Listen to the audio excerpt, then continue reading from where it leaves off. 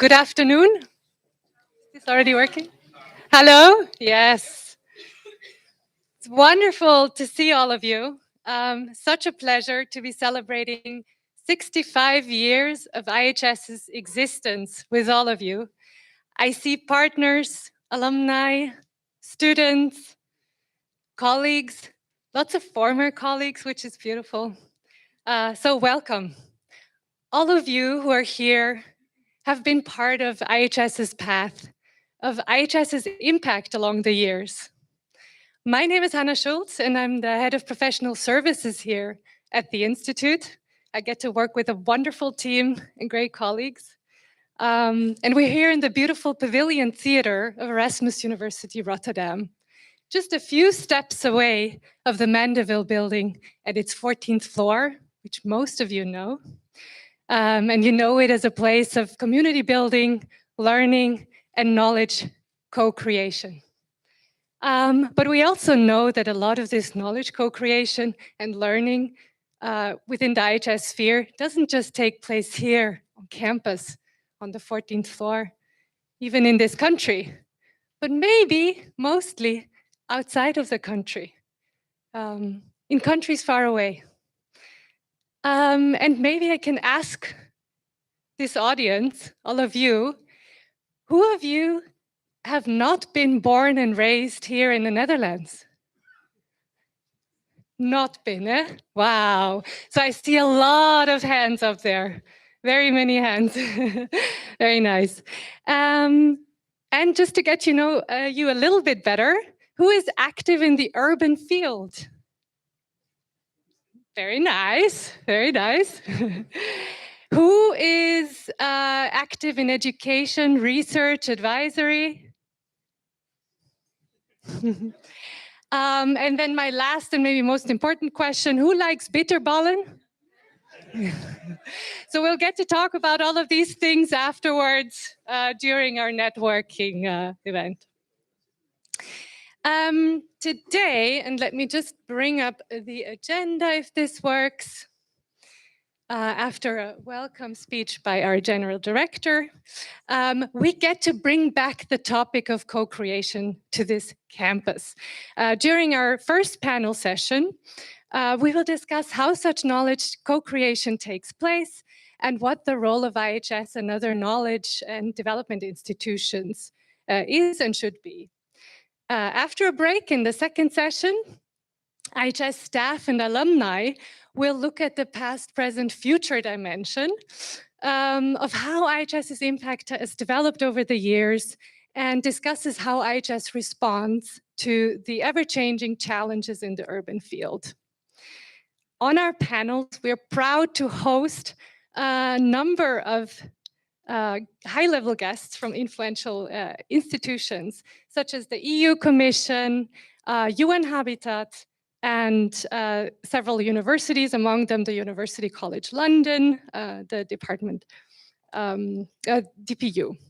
And of course, we get to have some knowledgeable IHS staff and alumni on our panels. Finally, at the end, we get to reconnect or make new acquaintances with a drink and continue the discussion on these themes.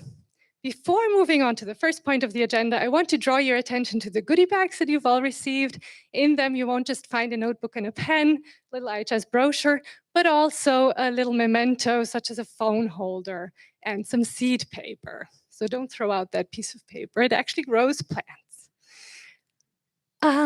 We would very much like to express our thanks to the Erasmus University's Lustrum Committee, because Erasmus University is also celebrating an anniversary They took us along in their celebrations. So Erasmus is turning 110 years this year. Congratulations on that. We are very proud to be part of this institution.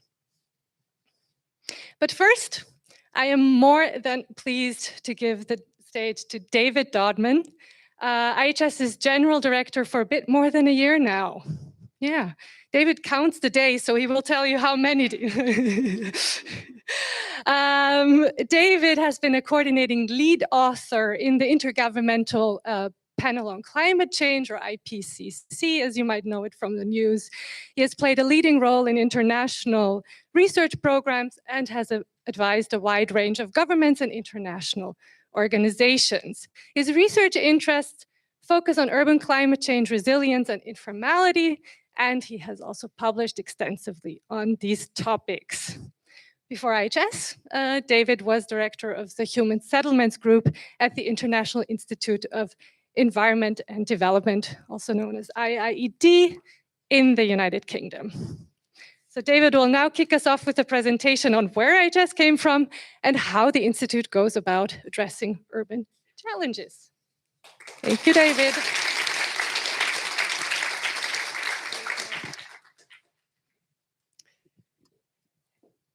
Good afternoon, and thank you very much for coming to this celebratory event. It's wonderful and a little bit daunting to be surrounded by people, both here in the room and online on the live stream, who have such great interest and knowledge in urban development, and perhaps even more daunting, knowing that many of you have much longer associations with IHS than I do. I joined the team here just over a year ago, perhaps just in time for the retirement party at the age of 65.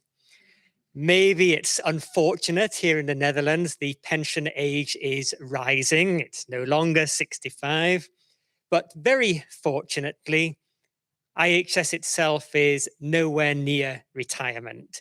It's still a vigorous and lively organization with much more to do. I don't want to get in the way of the presentations and discussions this afternoon, but I did think it was worth sharing some brief perspectives on the significance of IHS's work and how we as an institute see our role in addressing some of the big global challenges associated with urbanization. We know that we live in an urban and an urbanizing world, and we know that what we can expect the urban world to look like in 2050. Perhaps 2/3 of the world's population living in more cities, bigger cities, and cities that are distributed differently around the globe, as you can see in the bottom right. And we know that it's particularly significant in parts of the world, for example, in the numbers of people who we're going to be seeing living in African cities in the coming decades. And that's not saying that urban issues are the only thing that is important, but it does highlight the need for changes in knowledge and practice in towns and cities, that the urban world in the coming decades will be very different from the urban world in 1950 or even in 2000. And we know that this urban world will also be an unequal world. We know about poverty. We know about the lack of investment capacity in many places where that investment is most badly needed. The figure on the right, the purple bars, show the investment capacity of local governments, and many of those barely register on the graph.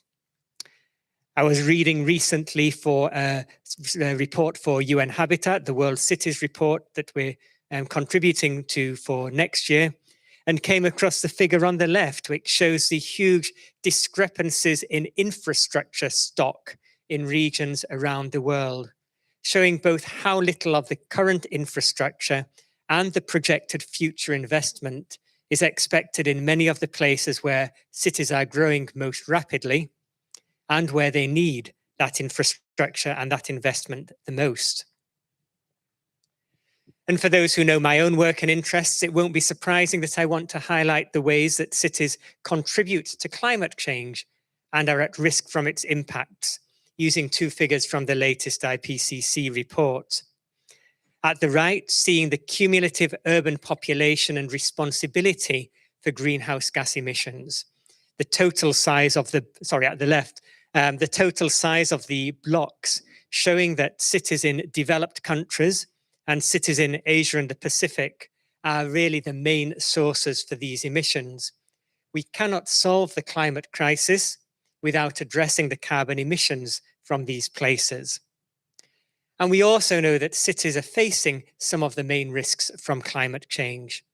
Oceanic risks like sea level rise, atmospheric risks like storms, terrestrial risks around landslides and subsidence, hydrological risks around flooding from different sources. But the situation isn't hopeless, and we want to cultivate a sense of opportunity in our teaching, our advisory work, and our research. Our work at IHS is underpinned by the belief that cities present a wealth of opportunities, both for addressing global challenges, but also in enabling urban residents to live meaningful lives. Cities drive the global economy, and cities need to drive the global transition to low carbon jobs, housing, and transportation. And despite all the challenges that they face, cities are sites of innovation, where the technological, infrastructural, institutional, political, and cultural changes that will enable a better future are already taking place. So we see cities as hubs of opportunity, where efficiencies of scale, access to diverse livelihoods, cultural and environmental amenities, and vibrant and livable neighborhoods can all come together.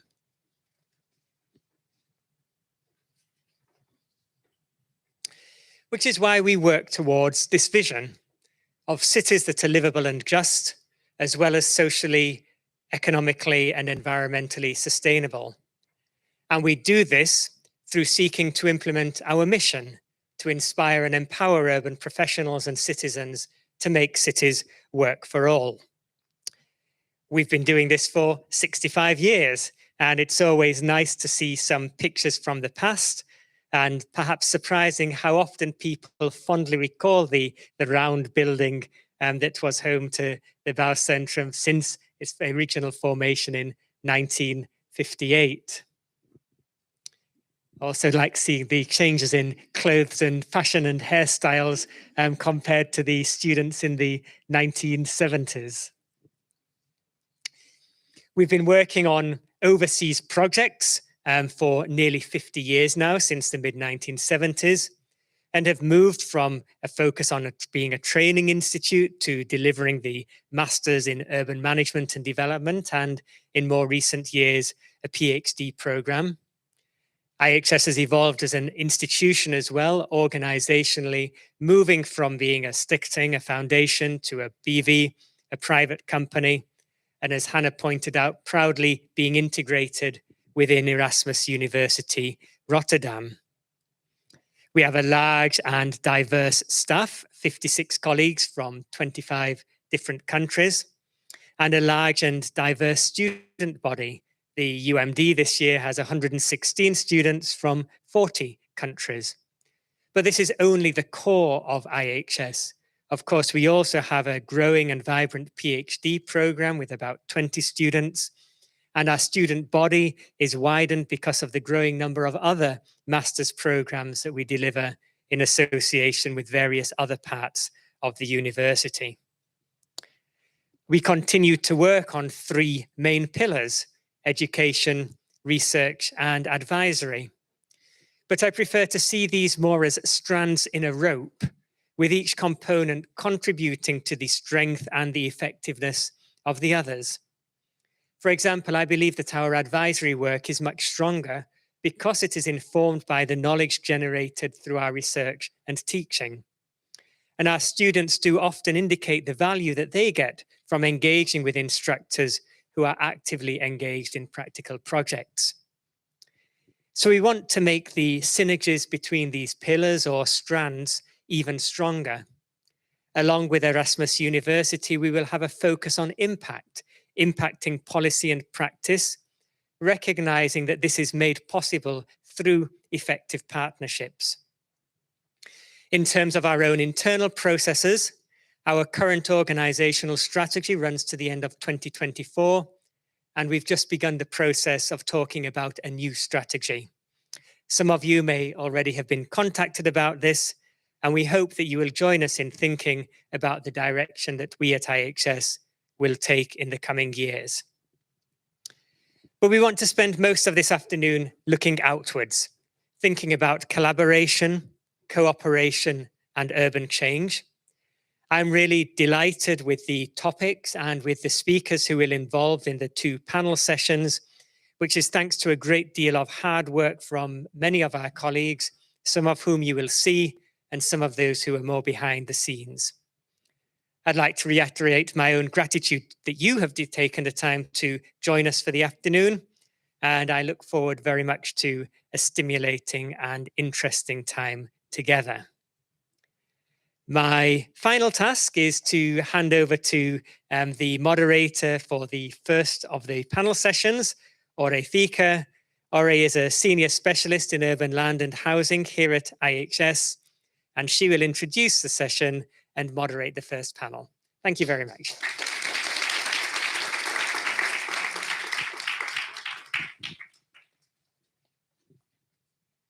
Thank you, David. Hello, everyone. Okay, are we good? It's a bit cold here, right? Well, I'm always cold, so ignore me. All right, we're going to start with the first session, and I would like to invite our panelists to please come forward and have a seat.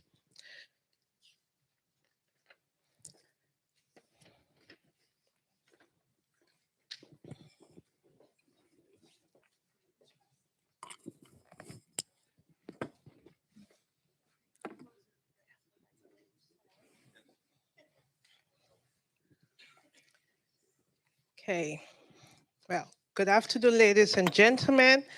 Well, I'm very excited to start this session where we'll discuss collaboration and co-creation, exploring knowledge processes.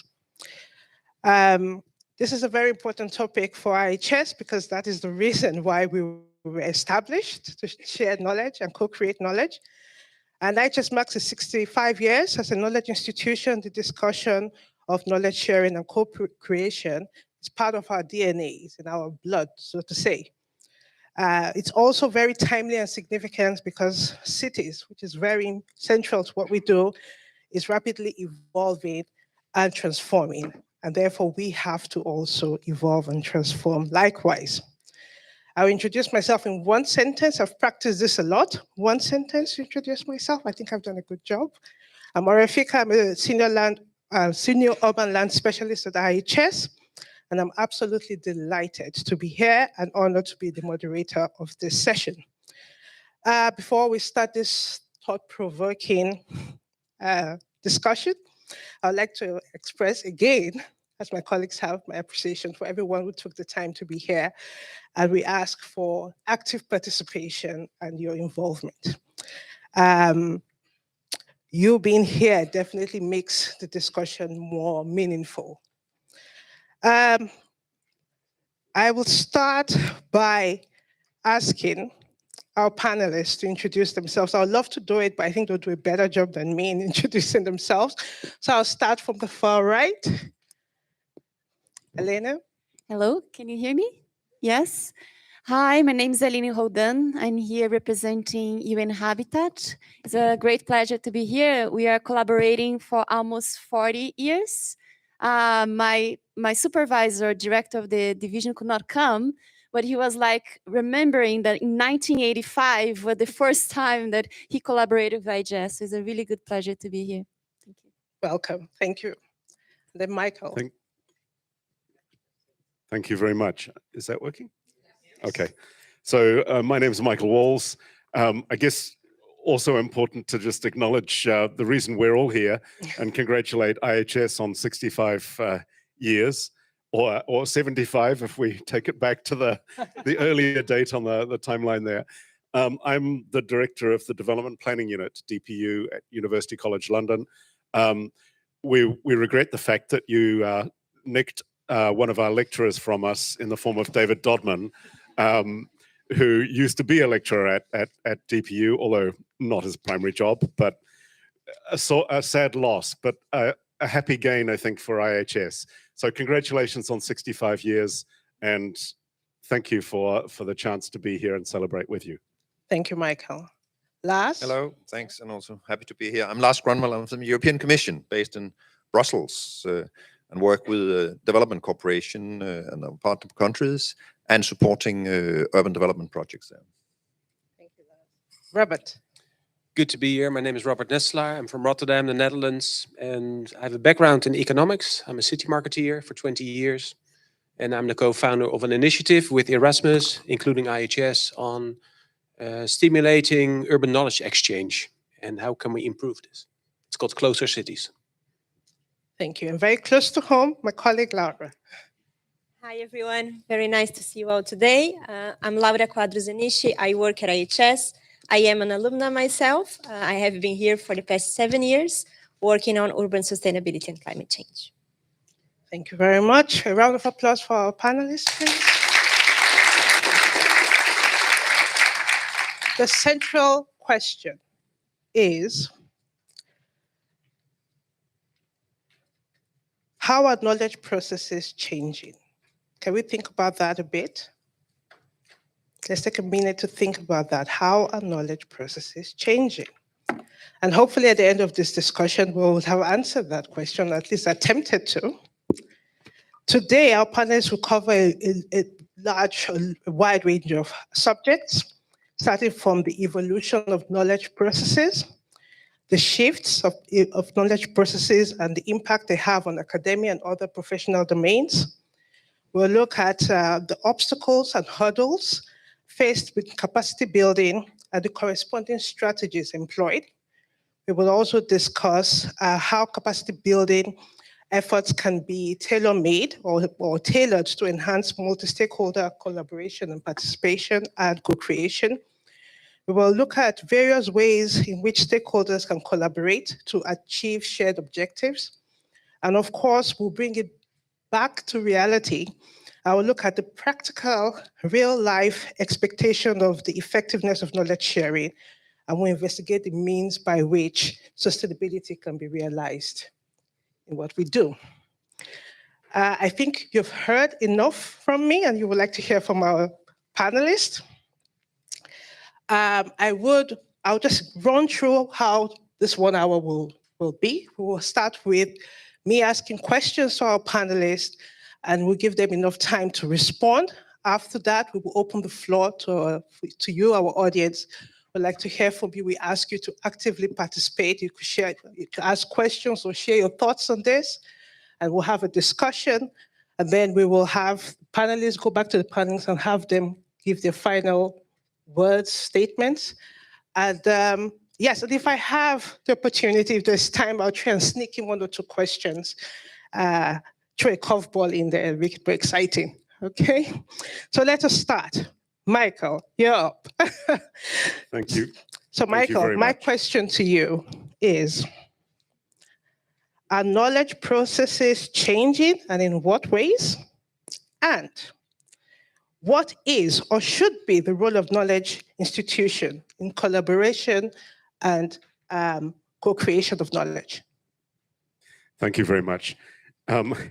When I sat down to try and figure out what to say about these things in my allotted 5 minutes, I have to admit my first sensation was one of kind of hopelessness, that there's no way I can do anything approaching justice to dealing with these questions.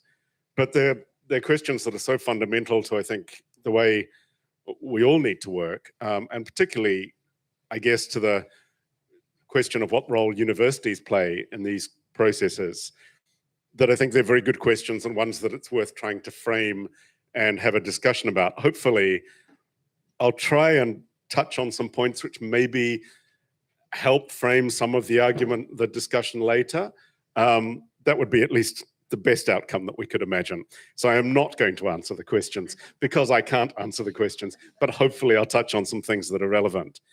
The first thing is, if the question is, are knowledge processes changing? Well, apart from the first question being, what is a knowledge process? I'll park that for a second. Knowledge processes are surely definitionally dynamic. So how are they changing? Well, the first thing is, they are always changing. They must change because they depend on so much on who is seeking, trying to develop, needing, wanting to use that knowledge, and what kinds of knowledges are useful in that context. And in that sense, they're driven both by practicalities, what's needed, who needs it, when do they need it, how is it shared, but also by principles. And on that, I think the question in its own right sounds rather passive. But the first sort of, pushback I wanted was to say, partly though, the principles are about the agency we have in shaping not what those processes are, but what they should be. And that leads to a very different question. Are processes changing? But how do we think those processes should be? And therefore, what do we think they should change to? And I think in that we can connect a little bit more with the issues of co-production, co-creation, and so on. Now, the topic for this session, and thank you, Ori, for repeating the questions, because I thought I was going to have to do that to excuse the fact that I couldn't answer them properly. So you saved me at least a few seconds there. But if we go back to the overarching topic, was knowledge sharing in education. So let's talk about education a bit. Because of course, knowledge processes are not just about education, they're far broader than that. But within education, it's different again. Now let's zoom in a little bit, and then I'll zoom out again. So between departments within universities and between departments in different universities, for example, DPU and IHS, the relationships are, quite frankly, very complex.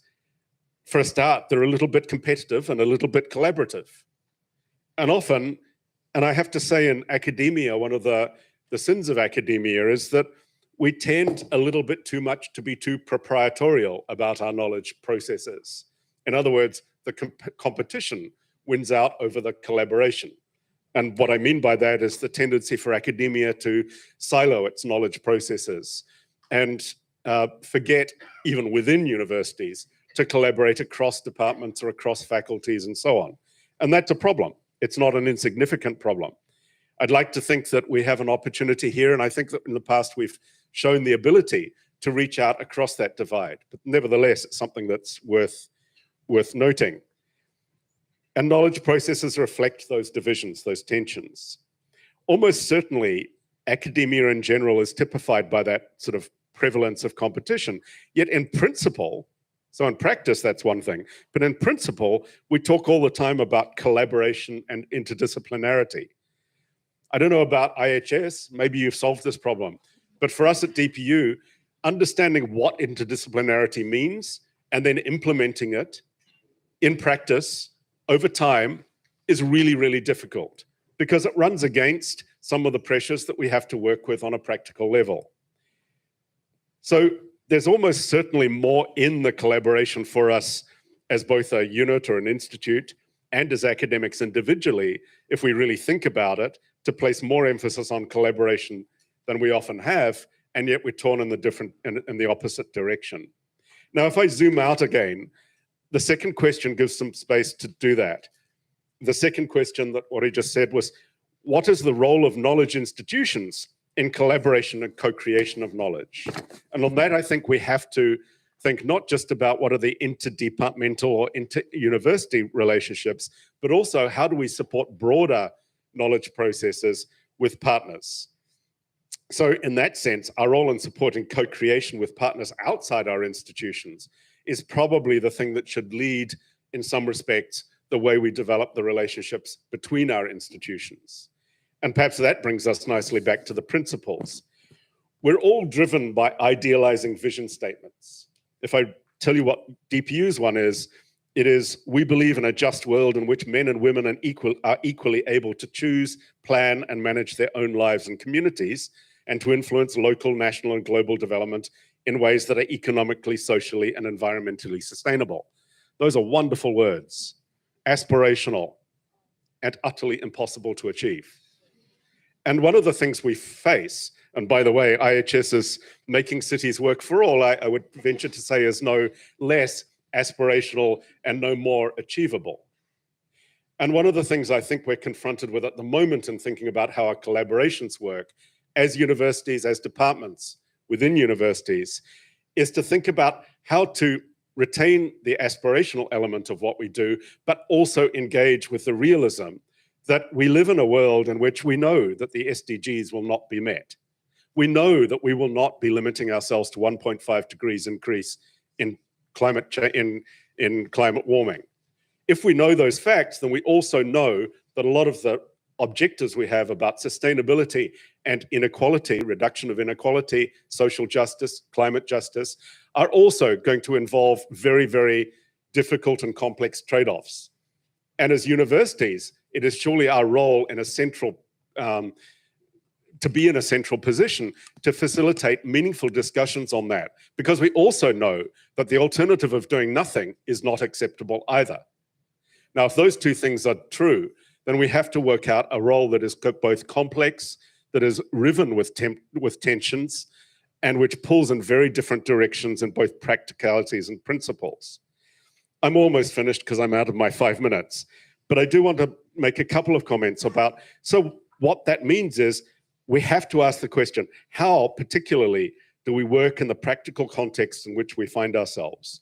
If we're not simple providers of information, if we value co-production, then that surely means favoring long-term, enduring relationships. Relationships that span disciplines, that are deeply contextually based. But that means working against many of the practical parameters of funding and working. Okay, my 5 minutes is gone. But hopefully those comments frame some of the areas that I hope that we can discuss in the discussion about to happen. How do we manage fundamental tensions in our work? That underlies the question of how should and how do knowledge processes work? And if I might broaden that in the final sentence, when do we take positions on topics when our institutions would rather remain silent? How do we foster long-term relationships with each other and externally when the funding demands shift focus and when the funding demands shifting focuses and shifting geographies? I leave it there. Thank you. Thank you, Michael. Round of applause, please. The next panelist would like to hear from Ms. Alene. Did I pronounce it right? Yes. Alene, good. All right.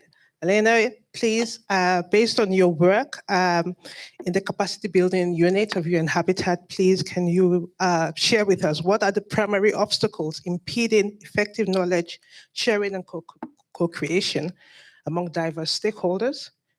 And what approaches can be used to address these impediments that you have seen in your work?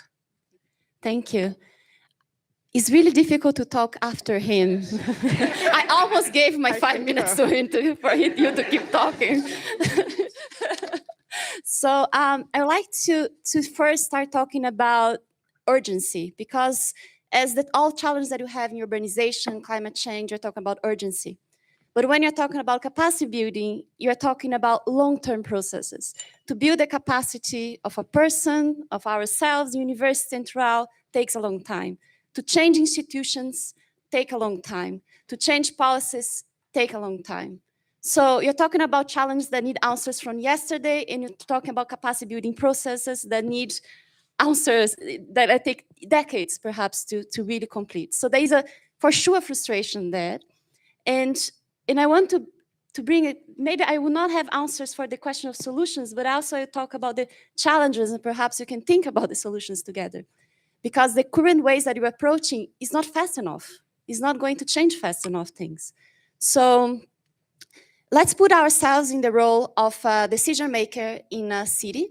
Not necessarily this person study urban planning or architecture or engineering. This person might be politically appointed, was there in the right time, the right place. How this person is going to frame the questions about what the city needs to be solving first, second, etc. The question might be, oh, how I remove the informal settlements from this part of the city. that can be a question that the person has. And the clear answer, if the question is framed that way, is, during the night, I just take some police and take the people out of that part of the informal settlement, the part of the city, and the problem is solved, according to that question. So a big challenge that you have first is helping decision makers to reframe their questions. But for reframing a question, for example, to, how you can guarantee affordable housing for people in 10 years from now in our city, that's a lot of knowledge that you need to have in the background to change from one question to another. So in theory, you can say that this is kind of a double loop of learning. You step back and you think about the questions that you have. But also these questions are informed by visions of future. Because I imagine that this part of the city will have no informal settlements. Will be high rises and rich people and green places. That's informed by your visions from the future and also your interests and your values. So another thing that we think about capacity as well, you're thinking about long-term future, how you change the images and the values and how people see the future of the city. And that's triple loop of learning, is connect with that level of learning that many times you don't talk about. And another, let's say that everything this is covered, and you have, so he is writing, he's having the right question.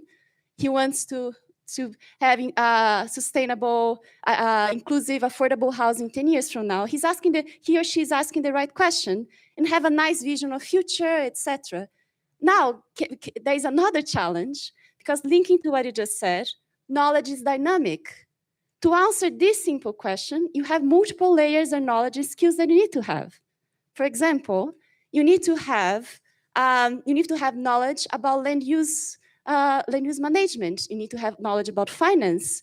You need to have knowledge about GIS. You need to have knowledge. You need to know how to do suitability analysis to find exactly where that you are going to put these houses there. You need to have knowledge about financing. There's so many layers of knowledge and skills that you need to have, that if you have this in this scenario, you come and you organize in one training, let's say of 5 days, how you're going to address that challenge. Because all these layers of skills and knowledge that you need to address, perhaps you need an entire year, if you're very good, to learn everything that you need to answer part of that question, perhaps. So when you're talking about this challenges of urbanization, you're talking about how you approach this need for knowledge now, and all these clusters of this knowledge is systemic. You have clusters of skills and knowledge that you need to have to answer one simple question. But you know very well that urban planning is not about one simple question. It's about many, many questions. So how you can do that, I don't know. Because now what we provide trainings. Universities have their role. For example, the United Nations create different kind of projects and trainings to help different cities. And to some extent is building capacity. So it's more of a question for us, how you can do to approach this dynamic and urgent need for knowledge. Because to be honest, one training, one project at a time is not going to solve the big picture. So if there is any way that artificial intelligence or new technologies can be also bring this kind of innovation that you need in this scenario, is also to be think about. So I don't have the question, but I don't have the answer, but I have a lot of questions. So this is more for our discussion. Thank you, Aline. You actually gave with technology, you actually answered part of the question. So thank you for it. You really addressed some of the wicked problems surrounding collaboration and co-creation. So thank you for that. Next is Laura. So Laura has worked on different projects for IHS, and she's the IHS coordinator for the SCORE project, and she will share with us how capacity building initiatives can be tailored to foster more effective co-creation of knowledge. And she's going to tap into some of her work to give us examples of how this has been done. So the floor is yours, Laura. Thank you, Ore. I also don't have fully answers. Maybe we are just bad panelists, but I think Aline gave a very good starting point. I am owing for technology, but maybe what we need is more people. So if we think about co-creation, first, what exactly do we mean by co-creation? If we look at the definitions and so on, when we co-create, we are looking at processes that try to solve something of specific identified needs. And for that, we involve all actors in that specific socioeconomic context. All actors. So that's also linking with making cities work for all, something quite big. So that leads to the second reflection. Who do we actually want to co-create with? And that's about knowledge co-creation. And I think that's changing a bit the paradigm of capacity building, that it's not only about us, academics, scientists, experts, whatever, going to somewhere and training them, but more about acknowledging that all these actors have different knowledges, experiences, and practices that we can also learn from. So it's going to this other humble place, let's say, and bringing more people to the table with these different knowledges.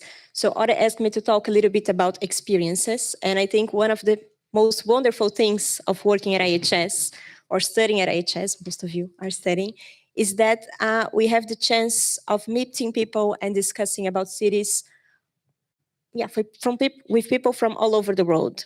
And they have these different practices and experiences. So whenever I go, wherever I go, if I go to Latin America or here in Europe within the SCORE project, or to China or Saudi Arabia, we are all somehow fighting climate change, if we can say fighting, but we are all trying to deal with it in different ways. So we went to Colombia a few years ago and we visited this indigenous community in an informal settlement, so people without formal education. And they have never heard of nature-based solutions, be all shocked before we went there. But they were doing such a wonderful job in taking advantage and promoting the co-benefits of their community gardens. So we can also learn from them. I think that's also an important message. And coming back to the question, let me see exactly how it was, but how can capacity building initiatives be tailored to foster more effective co-creation of knowledge? I have myself been exploring a bit enablers of co-creation recently and some insights that I can already share. The first one is that we need real life examples. So we need to step down and move a little bit away from theories and frameworks, but also share what are the real life practices, the best cases, cities learning from each other, that Robert is going to say in a minute. The second thing is that we need to integrate the local knowledge, and we were discussing a little bit about this this morning. So how can we valorize tacit knowledge and bring it to the table? Also, how can we involve different stakeholders? And by different stakeholders, we are talking again about multidisciplinarity. I don't think we also have the answer yet, Michael, but working on it. But how can we involve people from different disciplines and promote cross-learning, cross-border learning from different departments, from different levels, and so on? Seeing informal knowledge as an opportunity, as I was saying. So how can we also make space for this knowledge to come forward? For that, we need good, interesting, and engaging tools to interact with these stakeholders. And lastly, but not least important, I think that's the most important of all, we need open and inclusive processes to ensure that we have active participation and that we also have representation from different communities, different members. So bringing the unusual suspects to the discussion, including minorities, vulnerable communities, and so on. And to finish, to give a real example that we are working on at IHS, it's the SCORE project. I know that most of you have heard of it by now. There's a banner outside. SCORE is a 4-year EU-funded project working on climate resilience in coastal cities. And it's using a living lab approach, which is interesting because it's based on co-creation. So we use what we call a quadruple helix, fancy name. So we involve people from government, academia, civil society, government, academia, civil society, and private sector, which is, I think, quite challenging, if I must say, but we involve them all to come up with innovative solutions. And our role at IHS is to develop, implement, and evaluate these living labs in 10 cities. And for that, we are doing capacity building. So we go there to these local teams, we contextualize the approach, because that's also something very important, that we don't simply transfer, okay, we learned this from this city and we copy paste into some place else. So we are doing this capacity building to guide them throughout the different living lab steps. So how they can uncover barriers, identify their stakeholders, keep the stakeholders engaged, and so on. So a very practical example is that we have recently updated the IHS co-creation toolkit. That is an effort for many years. So our beautiful colleague Saskia, who's going to moderate panel 2, was involved in a prior version. So it's about us going to the field, facing these challenges in capacity building and trying to come up with tools to facilitate it. But then to finish, I think, okay, beautiful to have tools and methods and approaches. But again, I think we need to keep always in our mind, what do we want to co-create, how, and with whom? Thanks, Ari. Thank you, Laura, for that. I have some practical examples, and you addressed the changing perspective and narratives in the narrative in the work we do. Co-creation is based on learning from each other and appreciating each other's skills and knowledge. And I remember it was like 12 years ago, I believe Saskia came and said, we have to change the narrative. We are not going there to inform them. Saskia, do you remember? We're not going there to, yeah, it was quite a long time ago, and now it's getting momentum. So I just want to recognize that we learn from each other. Great, thank you for that. Excitedly, I would like to hear from Lars next. Lars is from the EU Commission, as he introduced himself. I have a very simple but complex question. All the questions were not easy, but yours is even harder. So the simple part is the way it's written. The hard part is how you answer it. Okay, how do multiple stakeholders, and I will list them, government, academia, private sector, NGOs, CBOs, even communities themselves, work together to achieve shared objectives? Good luck. Thank you very much. Anyway, first of all, I'm maybe a bit feeling like the odd man out, because most are involved in knowledge co-creation. I feel more as a knowledge user. So that's the first thing, but I'll try to come back to the knowledge creation at the end. But I also will do a little bit like Michael, sidestepping a bit the question to draw out what I think, how to come back to the question. Because obviously what we are aiming at is similar to how to advance cities. That's underlying this issue of co-creation, how to advance cities that are inclusive, that are sustainable, that are prosperous. But actually to do that in our organization, I would want to step a little bit into that, because I think when we talk about co-creation and which knowledge, there's also to which decisions we are aiming at. And I think we are probably taking maybe decision on other levels than just the design of the city.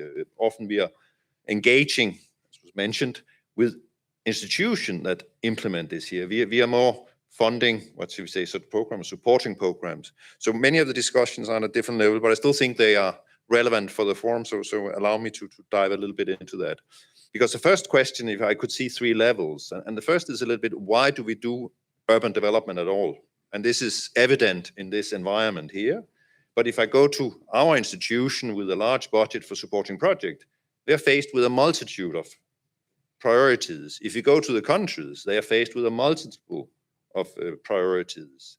And that means, and we have defined, we want to advance a green transition, a digital transition, jobs and growth. We have to deal with migration. Urban development is not defined as this is a priority in itself. It's obviously something that feeds into all these elements. We will not achieve these elements without this urban development.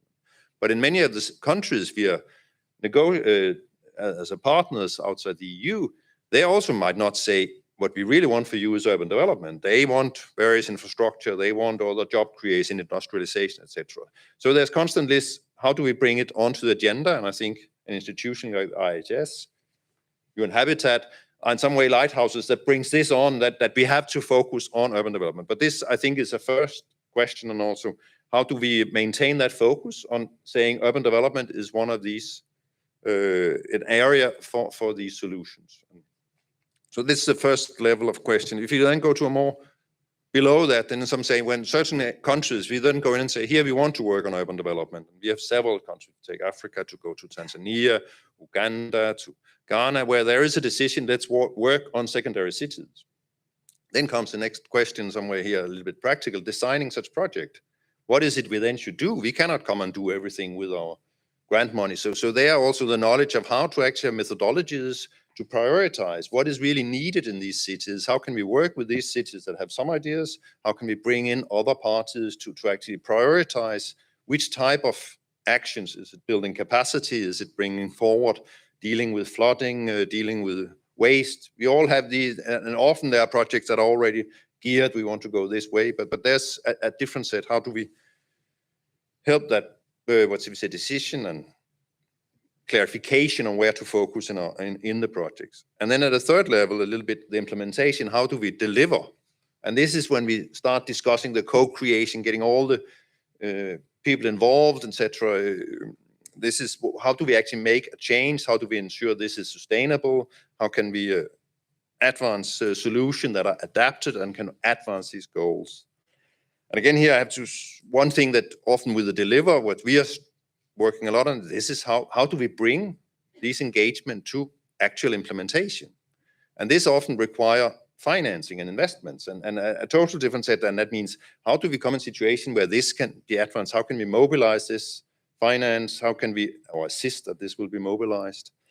So this is also, these are some of the questions we are sitting with, where we are looking for actively who can bring to that knowledge. And now I'll try to come back to the co-creation on two things, because these things are maybe at a more synthetic level, these questions, but obviously us having, practical narratives or convincing narrative to these questions or methodologies to look forward is in a bit more synthetic level of co-creation, drawing on research, drawing on various actors. So this is one level of our co-creation. The other is, of course, all this work of having inclusiveness, representative, goes in way when we make projects, then we have guidelines and requirements for how do we actually articulate, both articulating them, but also implementing them by having involvement of marginalized groups, having focus on inequality, having focus of gender. And this comes in as a range of, things that we try to assess both in our identification of the strategy, identification of the project, and implementation, often working with UN Habitat, some kinds of IHS, I know here, and for them to actually put this into practice and there create some of this knowledge practice. So I came here very much to deepen how we can strengthen these processes. But I often see it from a more synthetic perspective. Thanks. Thank you, Lars. Thank you very much. And Robert, last but not least, your question is, what are the realistic expectation or outcomes of effective knowledge sharing and co-creation, and how can we ensure their sustainability over time? This was the easy question, This was right? the easy question, Yes. definitely. So I can try to answer in 10 seconds and also 5 minutes maybe, but ideally, and this is maybe common sense, that we make optimal use of the enormous quantity and quality of urban knowledge around the world. And maybe it's too obvious, but the thing is, if something is very obvious, why is there still room for improvement? And what we see around the world, cities are working on major challenges on inclusion, on green roofing, on climate, on resilience, etc. And cities come up with marvelous solutions and good approaches. And still we see in cities, people try to reinvent the wheel again.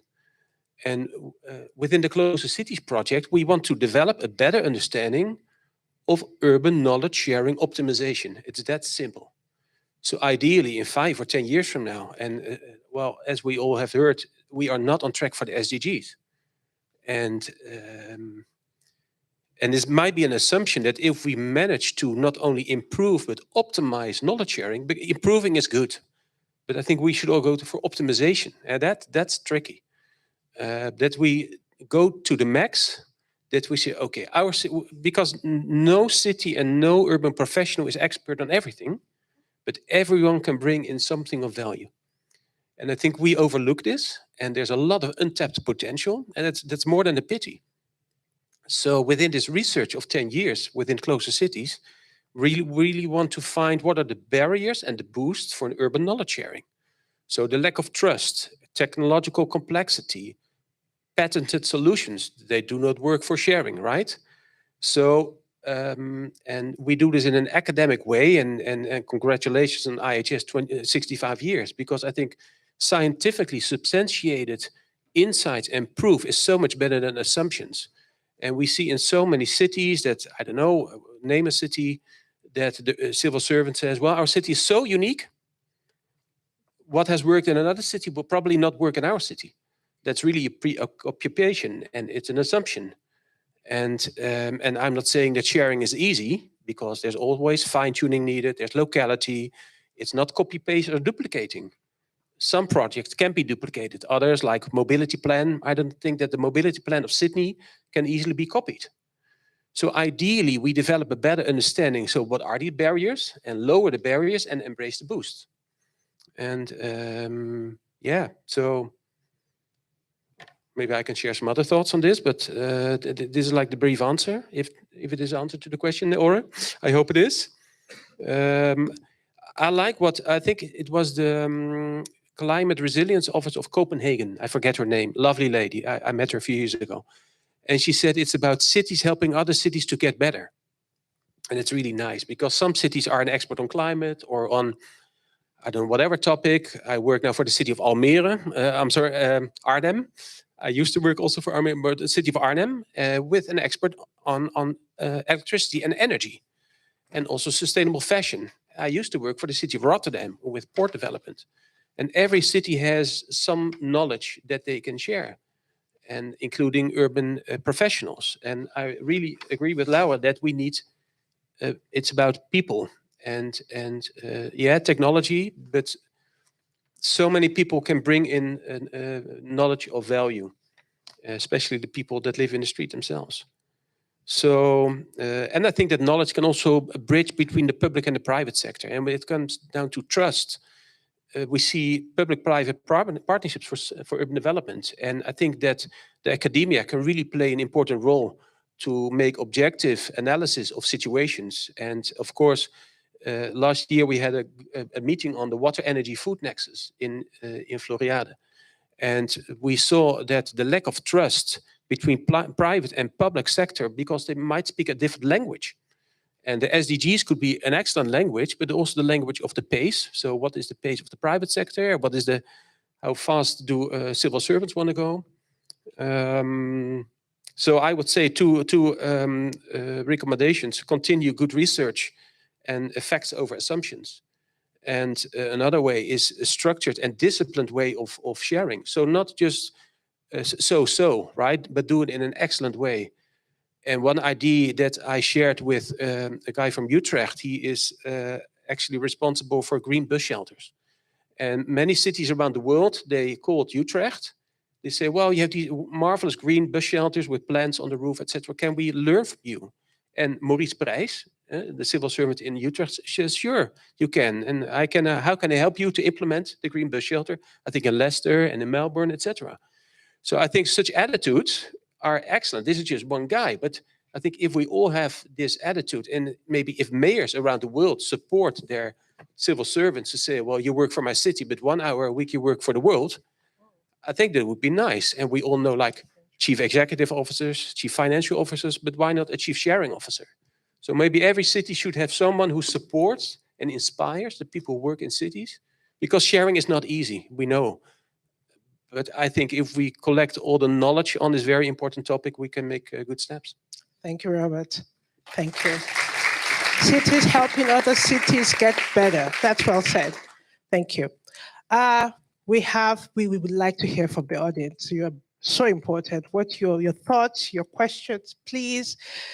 Because time is not our friend, we will ask you to keep the questions concise and direct. Please let us know, identify the panelists you're asking it to.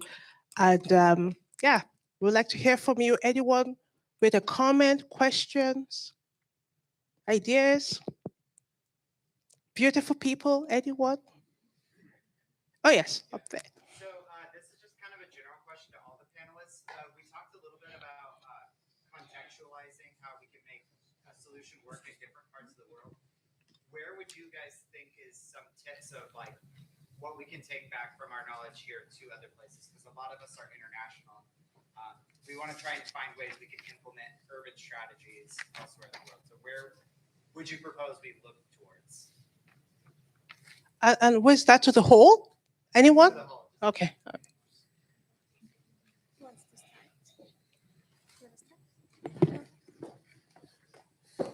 We should say the good question, right? So it is a good question.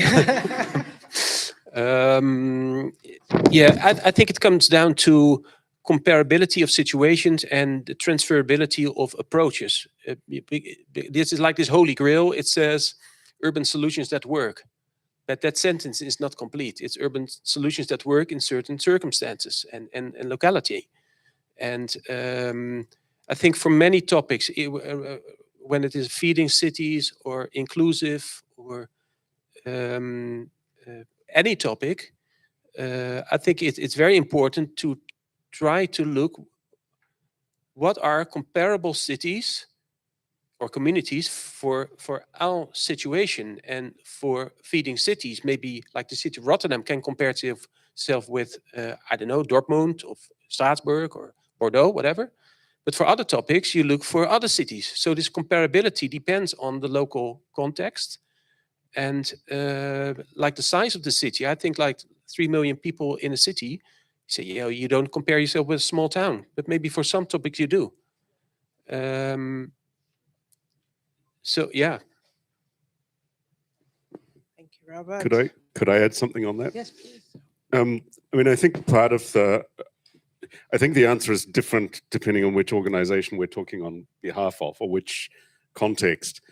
From an academic point of view, I think one of the things that I would be sort of keen to argue universities need to do is we have a role that I think other institutions or other organizations, other individuals working in different contexts have less of a luxury in, which is to bridge the gap between kind of a broad understanding of the theoretical and conceptual elements of how things might work in principle and the sort of contextual elements of how they might or might not work in practice.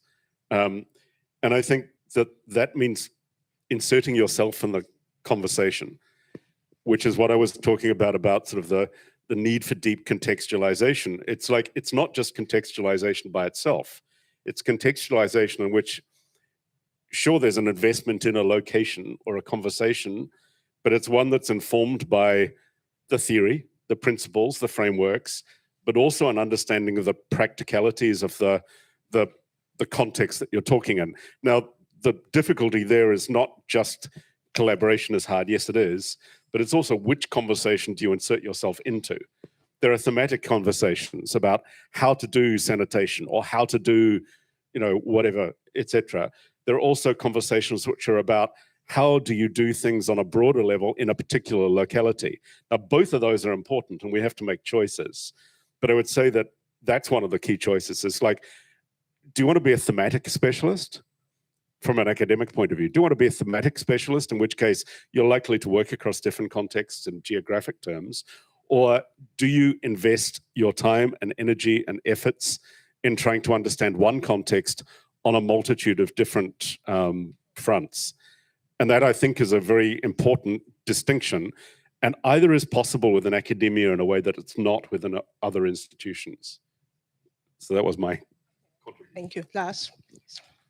Maybe a reflection not specifically on what to take, but also on the process of touch and sharing, because very much sharing Robert's view in this, but a bit on what some of the elements that we are trying to put in place to underpin this here. First of all, what we used in EU and the new member states was the twinning. This is also extended to our partnerships. That means that countries outside Europe can request to have a twinning and trying to say, could we get an expert from a city to help us on a waste management plan, or that we can come and visit, etc., which is one way to do it, but often on a small scale. There's also a number of city-to-city partnership programs where we are trying to pair cities that on a longer period works on various things and bringing that, exchanging these, they define an agenda of common interest and exchange or longer with much bigger projects. And then we have a number, of course, support city association, but also platforms to bring exchange experiences. We are supporting Covenant the Mayors of Sub-Saharan Africa is one example where in some way bringing in a lot of the mayors to try to exchange among them how to see common solutions and bring them forward. So I think while sharing might sometimes be hard, as you said, but also trying to facilitate some of these fora where this can be done is an important way to underpin it. Thank you very much. Any questions? Any more questions? Oh, yes, someone in front. My question is to Robert. It's loud enough. Yes, please. Is that loud enough? Yes. Yeah, thanks. My question is to Robert. He somewhat answered as well, because some of the work I'm doing back home was to try to twin my town to another town outside the global south, and we ended up finding that the DNA in some American states didn't match ours. It was so different. I want to get advice from you. In the years you've worked, if you worked around twinning in terms of sharing information, what would be the maybe 3-4 things I should look for before we apply or ask another city to twin with us so we can share knowledge? Because half the time it's always consultants who think they know more and they want to, come and tell us what to do. But I was thinking that in that regard, I hope my question is somewhat clear. Yeah, I think it does depend on the topic on which you want to twin with. So if you look for twinning, so more in general, so more like procedures and programs and governance issues. So there are more like general issues for a city, regardless, greening or like inclusive measurement or cycling plans, whatever. But I think in the city that, I don't know what city that you work for? Zambia, okay, yeah. So maybe for feeding the cities or water management or tackling pollution, you might want to twin with city A, but for other topics, you want to twin with city B. So I think it all comes down to, for the topic of interest, you need to find what are relevant variables of comparability. So is it the latitude? Is it the climate? So I think climate is important for feeding cities, but for many other topics not. So if you have 2 or 3 issues in your city that you want to work on, and you see around the world, maybe it's not, for some topics, it's obvious that you look maybe in like a 300-kilometer parameter around your country and city, but for others, you look for other continents. So I don't know, is there a topic that you now want to improve and that you have done this like systematic approach of, okay, because there might be 30,000 cities that have knowledge that would benefit you, but how to find, so how to downscale to these 5 shortlisted cities that you can call and say, let's twin. And I think that's the challenge, because there's almost too much information out there. So you meet Robert later. Okay, I have a question. Oh, please, Lars. Yeah. Just to add some, there are several associations of cities like ICLE Africa, like UCLG Africa. Contacting some of them of who have similar situation, I think, is a practical way to go about it. And they might also have actually knowledge of, is there access to some kind of support to do such twinning, because that could facilitate things. But the city association that exists could be a point of call. I have a question, and it's a question that has been bugging me for a while.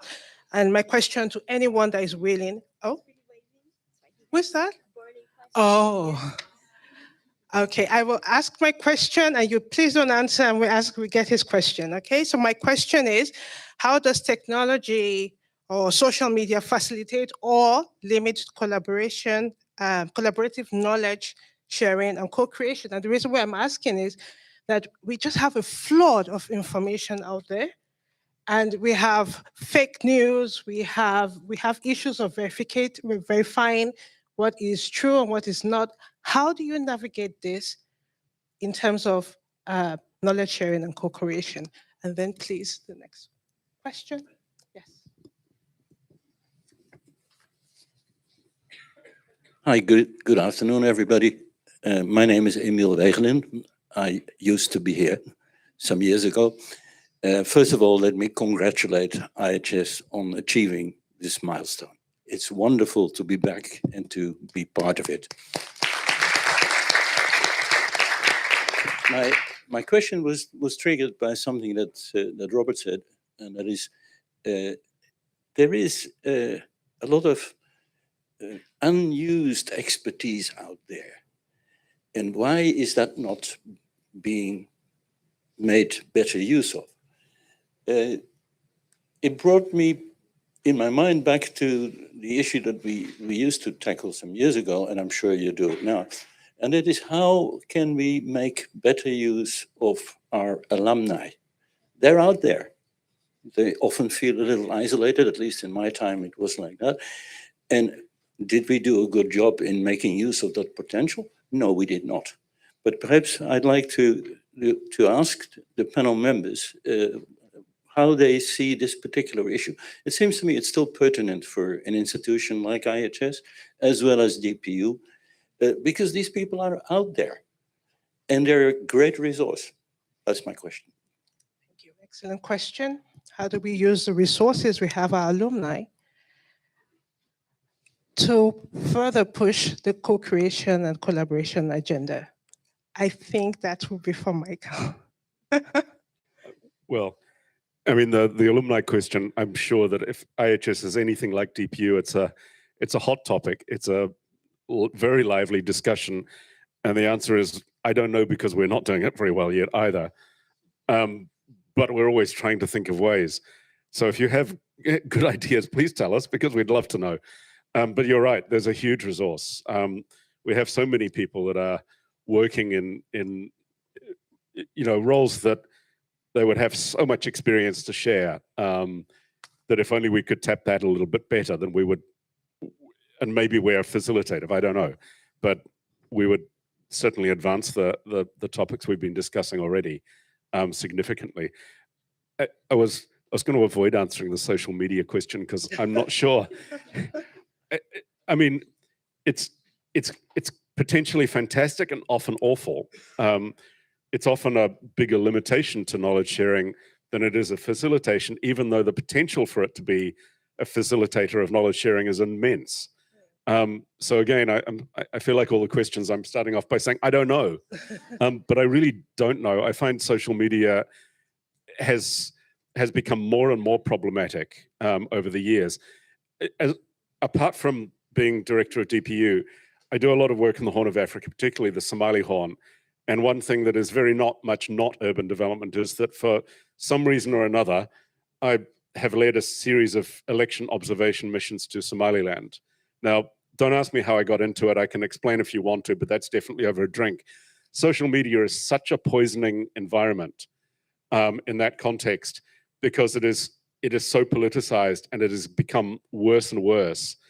And I think it is a really serious topic that we need to talk about. But I truly do not know the answer to it at the moment. It is not a democratizing medium at the moment. It is it's not. Okay. Well, thank you very much. Time's up, but I would please ask our panelists to just say a few words, closing words, 30 seconds, if you can. So I'll start now from the other side. Now I'll start with Laura. Ooh, 30 seconds go. Okay, I think the message is that we need to work better together. That's the message, at least, that I take home. And indeed, reach out to the networks that we have. And the IHS Alumna Network is one important that I try as much as possible whenever I go to any country or that I'm facing any challenge. you will see that I will come to you. That's what I try to do. But also the cities, many cities networks. So we need to do it better together. I think that's the message that I have. Thank you.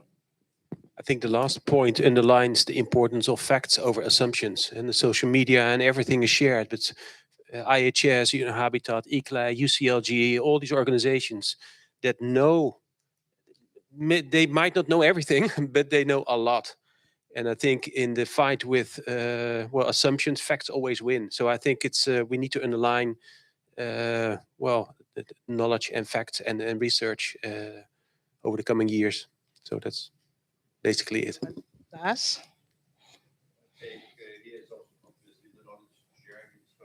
I think we should also be clear that knowledge sharing is expensive. It takes searching and finding out and getting to know. So I think there's a strong need for using and utilizing platforms that function and exist, and how to build on that and strengthen these things. I think I just want to build on that comment. I think events like this, the chance to be in a room with a very different group of people that I'm normally talking to, I think the more we can do that, the more we can look to ways that we can have discussions across institutions, disciplines, geographies, the better. But it's expensive in terms of time and money. So it means it's always going to be a battle to do it, but I think it's something we need to invest in constantly. I think it's super important. And we have challenges in terms of, if climate change means we need to travel less, what does that mean? Because these events don't work in the same way on Zoom. So we need to think through that context as well. It's difficult, but I think the more we can talk across the different boundaries that we're typically divided by, the better. Lelena. I think the words that are sticking with me are optimization and co-creation, in the sense how you can really work together to optimize the things that are existing without reinventing the wheel, like really mobilize by a sense of urgency, because you cannot, it's not time for duplication or checking boxes. You need to try to do something meaningful. Yeah. Thank you. So last words from me, just 3 sentences to recap everything. Utilize existing resources. It's very important. For Michael, a direct quote, knowledge processes are dynamic and driven by practicalities. We should keep that in mind. And we should collaborate, not compete. Thank you. A round of applause for our panelists. Thank you so much, Ore, and this wonderful group of panelists, also for the very nice questions. It's now time for a break to regain some strength for the next session. Enjoy a drink at the foyer. We're back 4 o'clock. Yeah, we're back at 4 o'clock.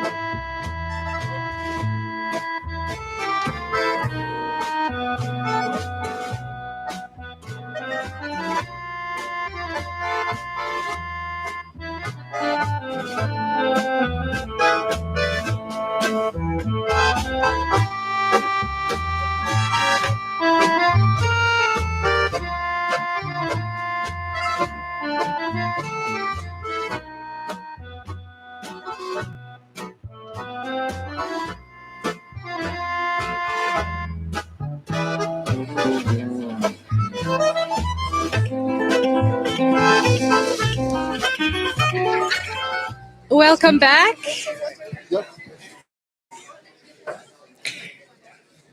Welcome back, everybody. I hope you had a refreshing, although a bit short, break. We can continue with our reconnecting a bit later after this panel.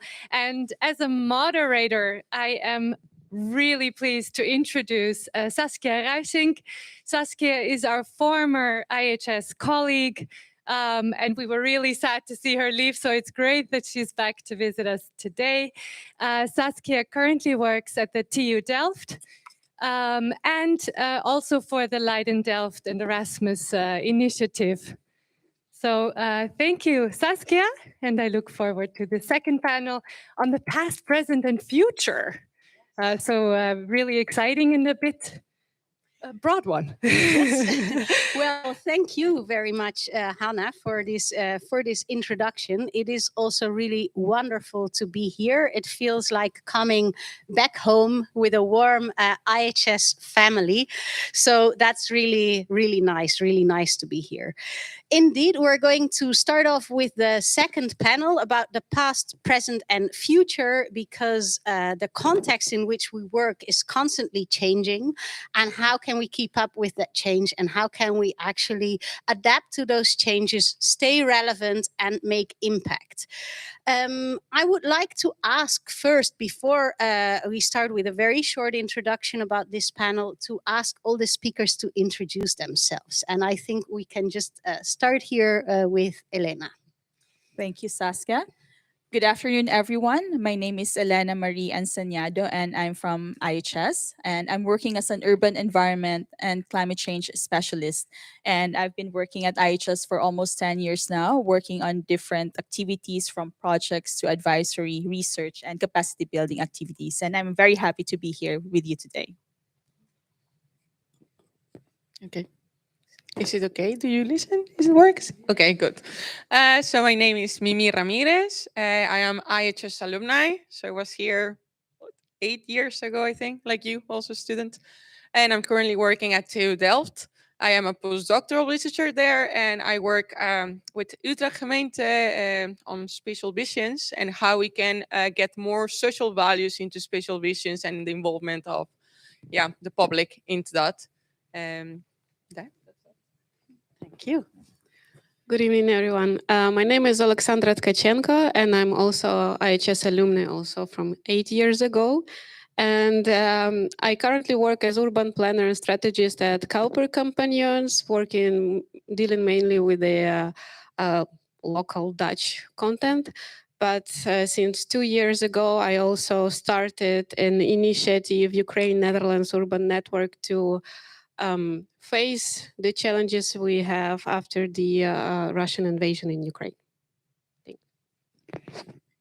Thanks, and good afternoon, everyone. My name is Lasse Gerrits. Contrary to what was suggested earlier today, I've not been around for 65 years, but I'm the academic director of IHS since March 2020.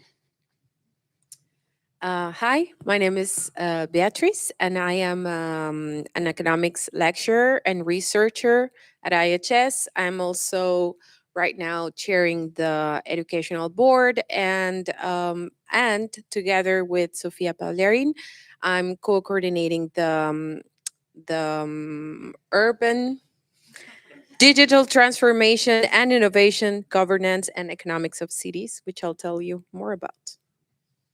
Thank you. My name is Max van Gils, one of the few Dutchies alumni from IHS, from the same year as the other alumni here. Worked much in the Dutch context, mainly for municipalities as an urban planner, urban designer, currently working for the neighbor municipality, Capelle aan de IJssel, behind the windmill. Well, thank you all. So we have a wonderful panel of IHS staff and IHS alumni. So it will be great to discuss these generic questions with you. But before we do that, I would like to ask some questions to the audience. Who of you grew up in a city? So could you raise hands, the ones who grew up in a city? The majority, but definitely not everyone.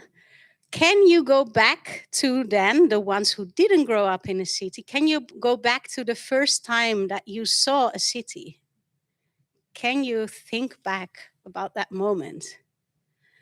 And the ones who did grow up in a city, can you go back to how that city was when you were growing up in it? So just some digging in your memories, imagining it, how was that city? I'm pretty sure that if you do that, you recognize and you think about cities today, that the city has changed. Maybe somebody who thinks the city didn't change much that they grew up in. For you, it didn't change much? No? Which city is it? Brasilia. Oh, wow. Yes, a special city. So some cities might be more static than others. But overall, I think we can agree that most of the cities change, and definitely the challenges in the cities change, the challenges that we're facing there. Except you from Brasilia, but for the rest, when you think about how that change happened, how often do you think that change was really the result of deliberate action to change the city? And how much of that, so you don't have to raise hand, but just think about it. How much of that change was really the result of deliberate action of trying to change that city? And then maybe even a follow-up question to that. Of those people who deliberately changed your cities, assuming that at least some of the change can be attributed to that, how many of those people were really educated urban professionals? Did they study cities? I guess some of them did. But well, I think you can understand why I ask those questions, because despite the differences of all the different cities, we have so many different contexts, there's so much diversity, there's also really a lot of diversity in the type of knowledge about and around cities, that's available within cities, and that is used, can be used, and that is also really actively put to use to change those cities.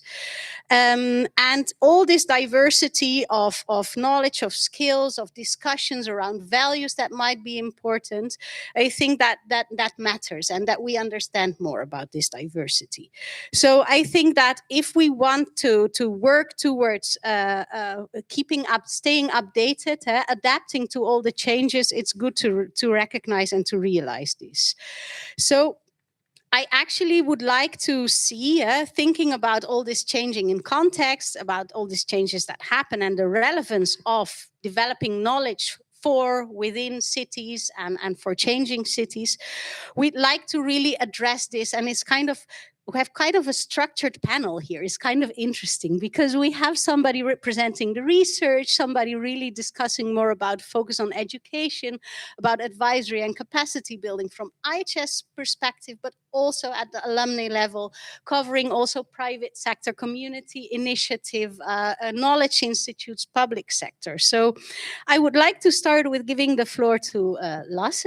And I would like to ask you, what kind of emerging research topics do you see that IHS contributes to, and what's also the role then of IHS to contributing to those emerging research topics?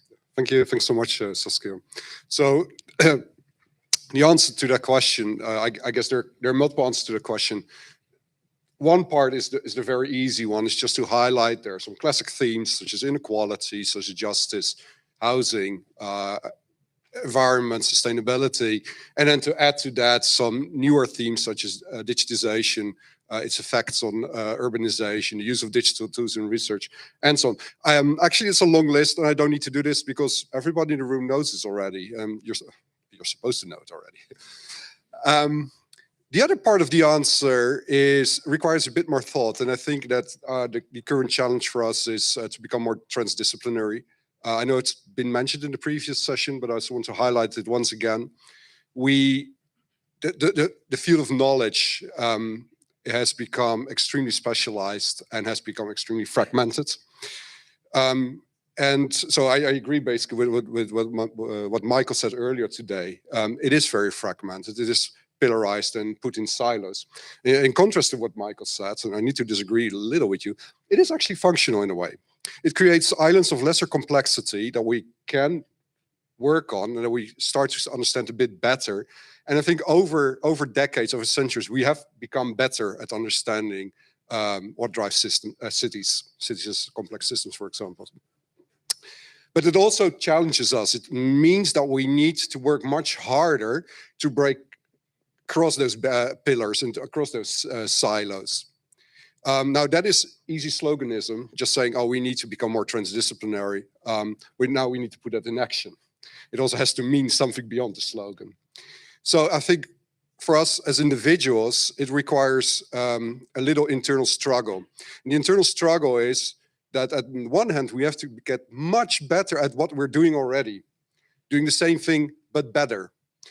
And at the same time, we must challenge ourselves and ask the question, can we do the thing that we're doing in a very different way, in a radically different way?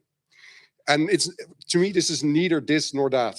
We need to do both. And it really pushes you to have this internal dialogue with yourself, not just become the expert that you were always wanting to be, but also trying to become your anti-expert and do things in a different way. On top of it, it requires from us that we need to become very comfortable with living in an incomplete space, a space that is not finished yet. So, I mean, lots of people here have a background in architecture or spatial planning. So it's very easy to imagine a room that has not been furnished yet, a room that is missing a wall here or a stairs there. This is the space that we need to occupy and need to work on mentally, and to be comfortable with living with the fact that we live in a space that is not done yet. So ultimately, in answer to your question, what I think our biggest challenge will be in terms of research is that we have to become competent rebels. Competent because we're doing the thing better. Rebels because we also try to break away from what we know. And this will be my last comment.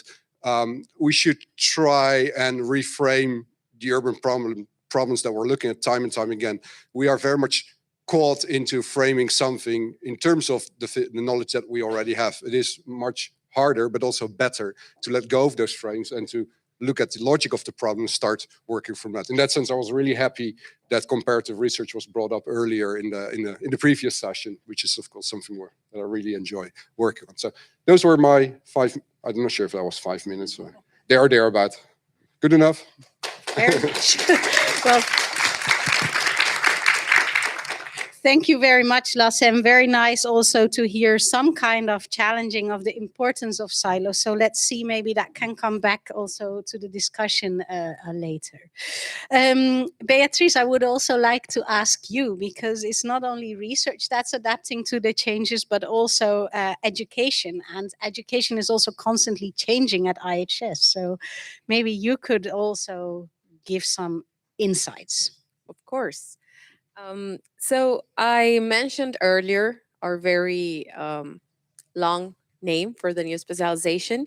And of course, we still have let's say, the traditional tracks that have been so well established among IHS. So we still have urban planning, housing, the environment track. But this is a new specialization, and I would like to focus on this, not only because I am one of the coordinators, but also because I think it's one of those it's a change that does reflect a little bit of how IHS is processing some of the changing environment and challenges that we have at the urban level.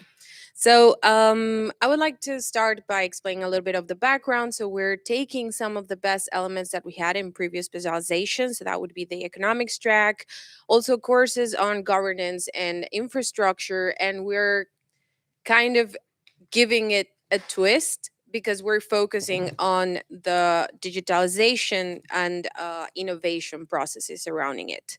So if we think about these topics, you could think, okay, these are just developed economies issues. But if we look at what is happening right now in developing countries and the cities, these are equally relevant topics. So this is our attempt to basically addressing those issues. So the new track actually delves into a number of digital innovations. So we can think of technologies used in public services, smart cities, big data analytics, and platform entrepreneurship.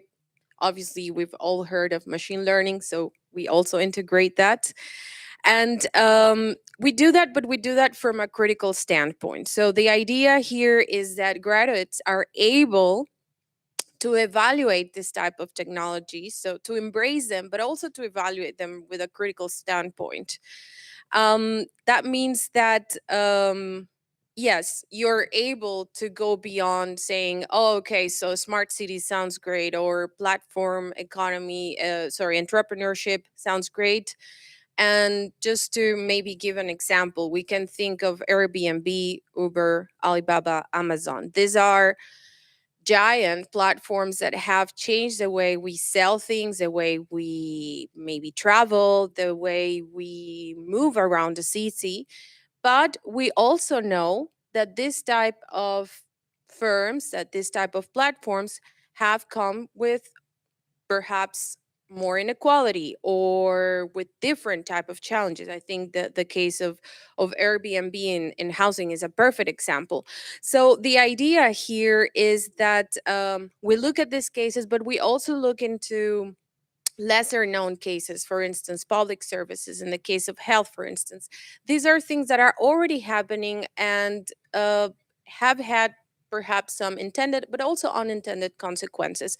And the idea here is that we critically evaluate this type of technology, so we understand that this type of technologies are never going in one direction and do not occur in a vacuum. So this is one of the things that I think is perhaps addressing some of these challenges. I would also like to emphasize that perhaps contrary to what we've been discussing about silos, we integrate a number of fields in this track. I think I'm very proud of that, being an economist and not usually defending my turf. I think we integrated economics, governance, multi-level technological transition, and urban planning in this track. And I think this is necessary because if you go out there as an urban professional and you have no idea about the economics fundamentals, or you have no idea about data analytics, for instance, is one of those things that you will in today's age will not make you, let's say, a comprehensive professional. So we try to do that. And so maybe talking more about the technical orientation of our track, it's actually not a technical orientation. We try to give the basics of data analysis. We give some actually good foundations for this, because it's important that, although yeah, we don't attempt to make people an expert or to transform urban professionals into machine learning experts, they do need to understand, let's say, at least the fundamentals of these technologies.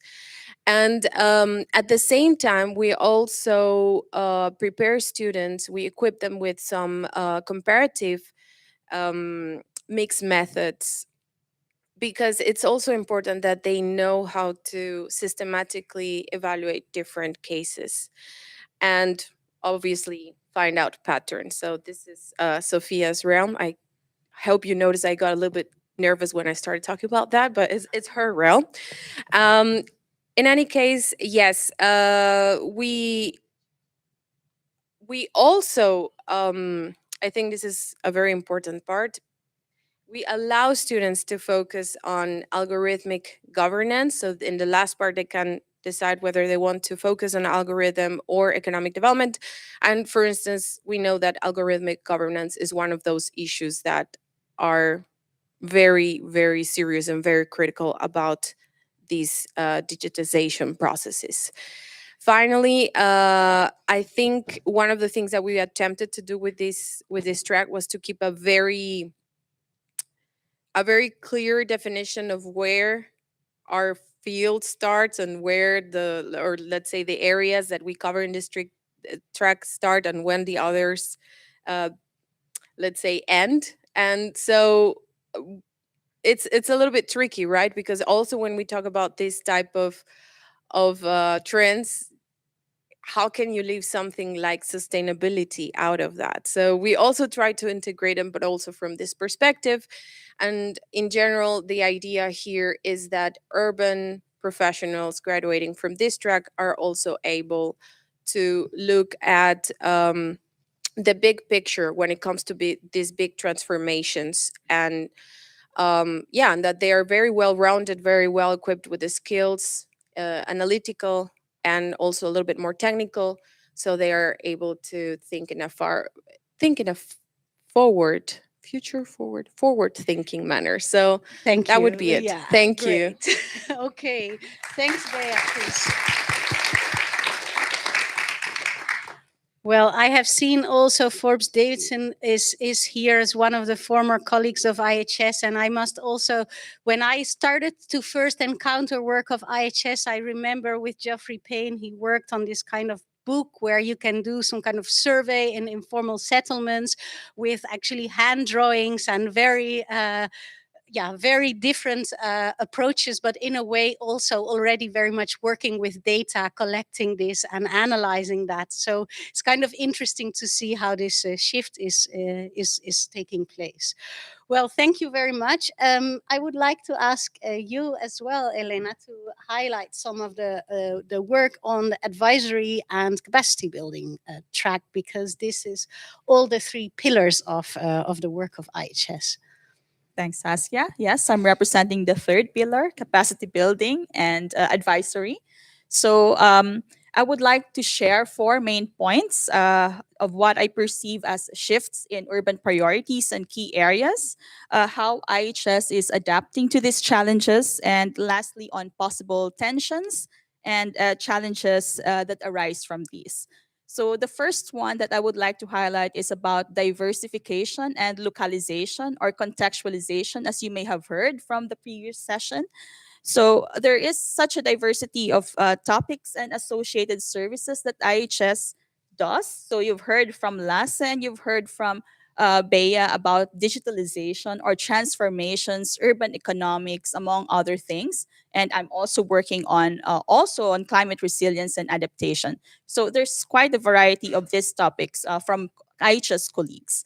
And apart from our own motivations or professional and personal motivations, this can also be driven by external factors such as available grants or preconceived priorities set by funding institutions such as the European Commission.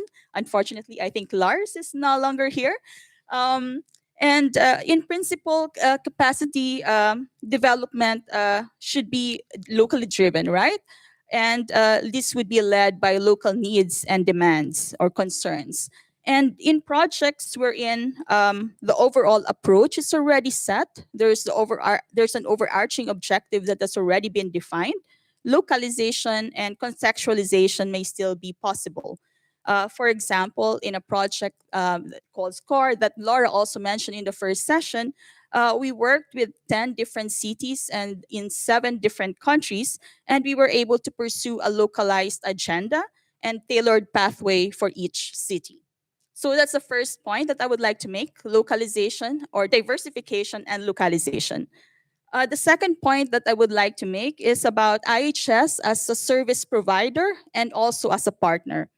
So as a brief anecdote, when I started at IHS, the very first project that I was involved in was about capacity building, purely training for local governments on local climate actions. And IHS was the main provider of that service. And the next projects that I was involved in after that were a bit more different and also a bit more complicated than purely technical or purely training. And as it focused on, for example, joint collaboration, partnerships between multiple partners, also facilitating peer-to-peer and or city-to-city learning. So we also heard about that from the first session, twinning, city-to-city learning activities, and also on co-creation and co-design, as also mentioned by Laura earlier. And in principle, capacity development is about collaborative approaches. And however, this takes time and effort. And as you've also heard earlier, this also relates to building trust and building relations with others. And in this case, I would like to highlight as well that one of the assets of IHS is having this very big active network of urban professionals, right? That work with us, that we partner with in our trainings, in our capacity building and advisory activities. And it's important to strengthen, to maintain them, to build this relationship. So having you all around here, it's important. You as people and as you are our resources, right? Now, the third point that I would like to make is about capacity development as a project and also as a process. So capacity development is often project-based.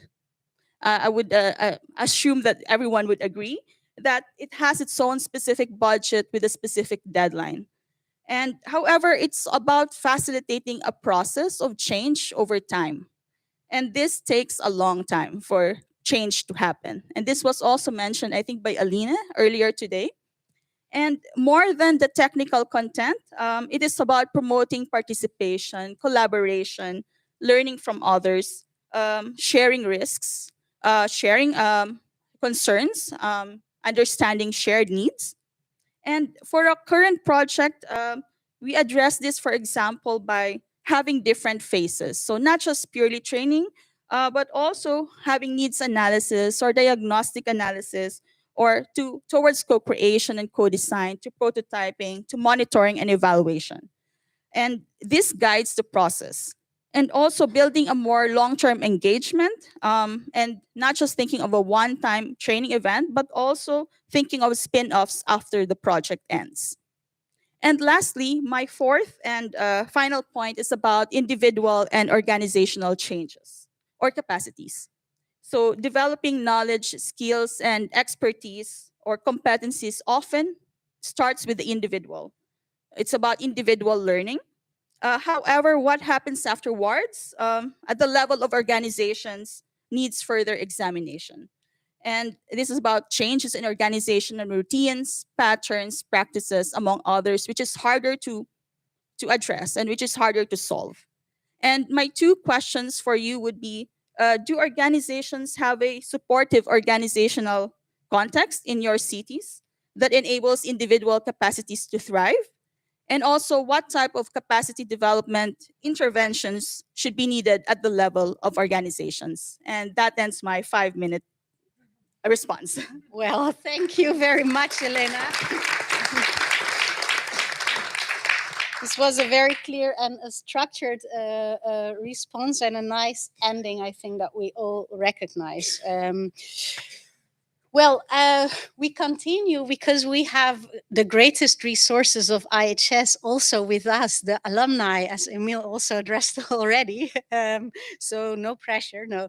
No, it's actually very nice. We'll start with you, Alexandra. And I think things that haven't come up that much yet is that there's a lot of the context in which we work is actually featured by geopolitical context, and this has very strong influence, and it also had a very strong influence on what you've been doing as a person, as a professional, a very courageous work that you've been doing. So yeah, it would be great if you could share some of your experience and also especially reflect on this role of collaboration and the role of stakeholders in responding to that. Yeah, thank you.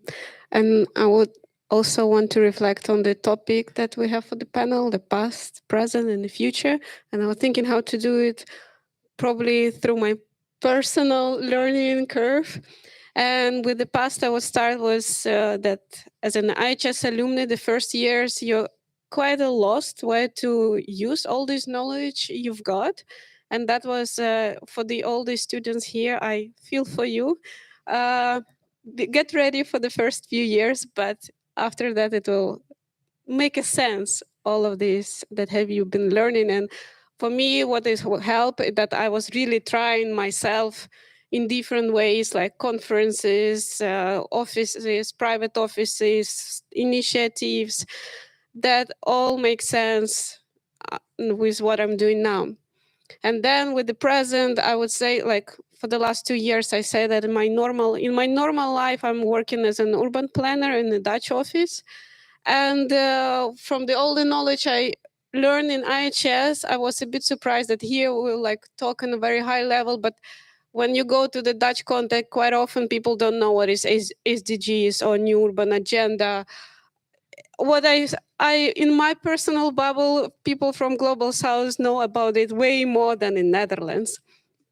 But yeah, this is what you've got in the ground, and also not all the people have this all capacity also here, but working a lot here as an urban planner, I appreciate a lot of knowledge about the governance and participation, because most of my work as an urban planner is actually talking to people, is going for the meetings with municipalities, with stakeholders, with communities. And yeah, in this sense, this knowledge make a lot of sense and appreciated. And then I never knew that I would say that while I was studying, but the knowledge of research method and techniques that we all hated while we were studying. Sorry. But indeed, it was useful after the university. Can you repeat that, please? It was indeed useful, yes. Yeah, and then in 22nd of January, February in 2020, I would say we could recall the lecture of our professor Luca about externalities. That you never can predict what would happen afterwards. I was always wanted to bring all the knowledge I started in IHS to Ukraine, but I never knew which way it would go. After that day, my parents would sleep in the basement, hiding from the rockets. My sister became refugee, and yeah, you have to think what you're going to do with all of this. And seeing all the approach that IHS had, I think it's very influenced what I started doing, because I really didn't want to. I saw this during my work in the previous offices. I really saw this influence of 21st century colonial approach when people from foreigners come to the developing countries and tell them what to do. But it's not only their fault, because they often come with the goodwill, but also the countries that are lacking attention. Any foreigner which will come, they would see like, oh yeah, we need you, you know better than us. In this sense, that's why I started this Ukraine-Netherlands Urban Network for Knowledge Exchange, but it's not only for the Dutch telling Ukraine what to do, but we always try to do it both way communication. If we have lectures, there is always Dutch and Ukrainian lecture, because a lot of Dutch people would work in Ukraine, because the scale of destruction is so huge. There is simply not enough capacity in Ukraine. There is simply not enough urban planners, architects. And of course, in municipalities, there are so many municipalities that have zero urban planners, zero architects, and they have to rebuild themselves. So this is what we got, these questions from the local content. They are coming with all kind of sometimes small questions about all the urgent things, some strategic things, because they need to reinvent their cities. Sometimes it's a small question about the local school. Sometimes it's like a national question on social housing, which doesn't exist there. So you kind of have to link people in all these connections. And what I started with is in networking. Sometimes I feel like I'm a Nokia, connecting people. And this is also part what I learned in IHS, that networking can enable people for the way bigger things that they would do before. Sometimes you just need the only thing they need is a contact, and then they can handle it themselves.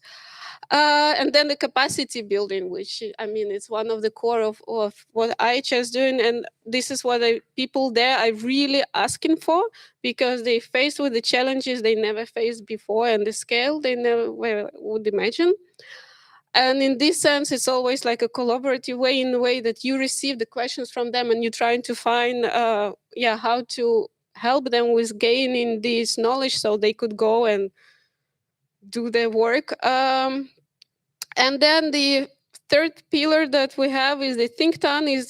Think tank is more on this collaborative knowledge, building a new knowledge. And one of the greatest example that we have is when the Planbureau van Leefsvorming, they help us organizing a huge symposium on housing, also together with Julie Lawson, who is a former professor of IHS. And after that, they simply fund local Ukrainian NGO to do a research, to go through the best knowledges on social housing in Europe after the Second World War, what kind of approaches they were doing, and find what would be useful for Ukraine. So what they enable Ukrainians to do this for themselves. And another thing that we are going to do is these workshops, like a hackathon, when we would bring together Dutch and Ukrainians to brainstorm on some issues together. So it's not somebody going there, but also it's not safe for people. Somebody find it okay, somebody not. So it's mainly bring people here and together here to brainstorm on multiple questions that they have on the housing, on the water after the collapse of Kakhovka Dam, on the governance, because the Ukraine is also facing the transition to EU, and then they need to change all the governance system. So there are multiple questions that we're trying to go through all this networking, capacity building, and think tank together. And it's give a hope to do it in the way that you see why people fighting. For them, it's also necessary to see that this is what they are struggling for. They see the light, but at the same time, sometimes you feel threatened that all the effort you do, and it's like somebody could ruin with one bottom, like one launch. But you need the help. Otherwise, so like, why we're doing all of this? Well,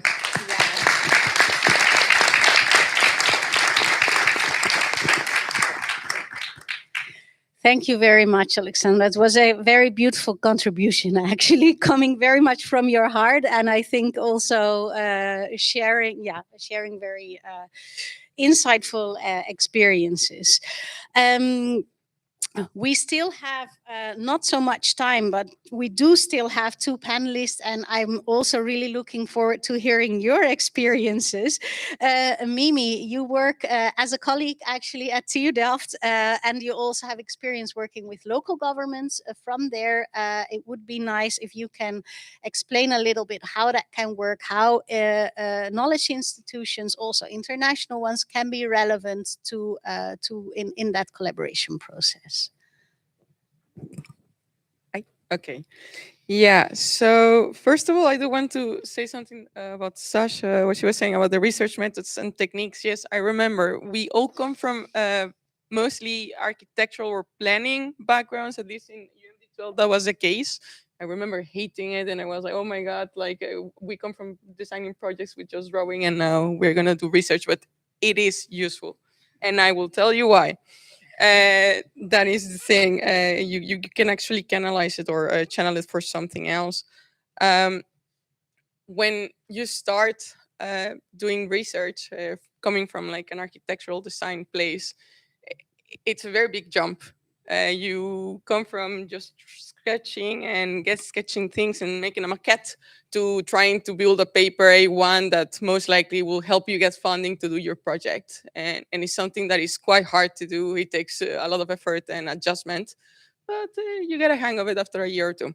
And this is relevant because there is a need for oversight for people that will be mentoring you during your education, that can see how they can connect the bridge between you as an asset and a resource in a grant or a paper, and to not see these grants or these application projects as the end, but the means to an end.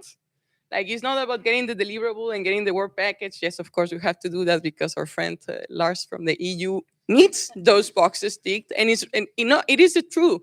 There is a system where this is the game, this is the rules. And if we really want to access funding and grants to do research and to do action, we have to play by these rules. And the people that win the most are the ones that know how to bend or channel those in a way that we can channel it to students. And that's really important because now in the work at TU Delft, I'm actually also working with the four TU's. So it's Leiden, Eindhoven, and TU Delft, and Wageningen, which is like the Joker card that is not technical, but it's also there.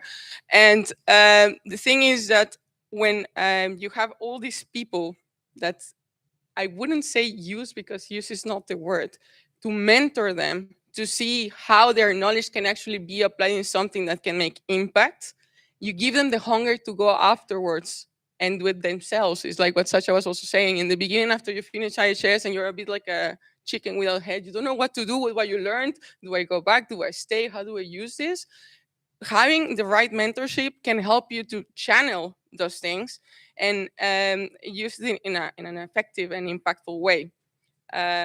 And it sounds easy, like as I said, now, yes, if you have the right champion to take that lead and tell you, look, we managed to get this grant that could be used for this project. We still need to make 2 papers or 3, but we could use you here and you could be very good for that. Having those people nearby you can help you to learn more, to enjoy what you're doing, and to focus your knowledge. I have other points about that. Wait, because that was important. Now, the thing is that it does require some marketing strategies. The marketing strategy in the sense that the university is like this amazing laboratory where you can have experiments of everything. In TU Delft, for example, we are already thinking about the future of 100 years when we don't have any more cars and we have drones and maybe, or we don't fly, I don't know. But the government or practitioners need to really see that there is a lot of knowledge potential locked in the university and have to tap it. And I think the responsibility at this point might lie more on the teachers or in the people in the university to advertise it a bit more and say, look, we can do this for you. We can run the simulation for you now.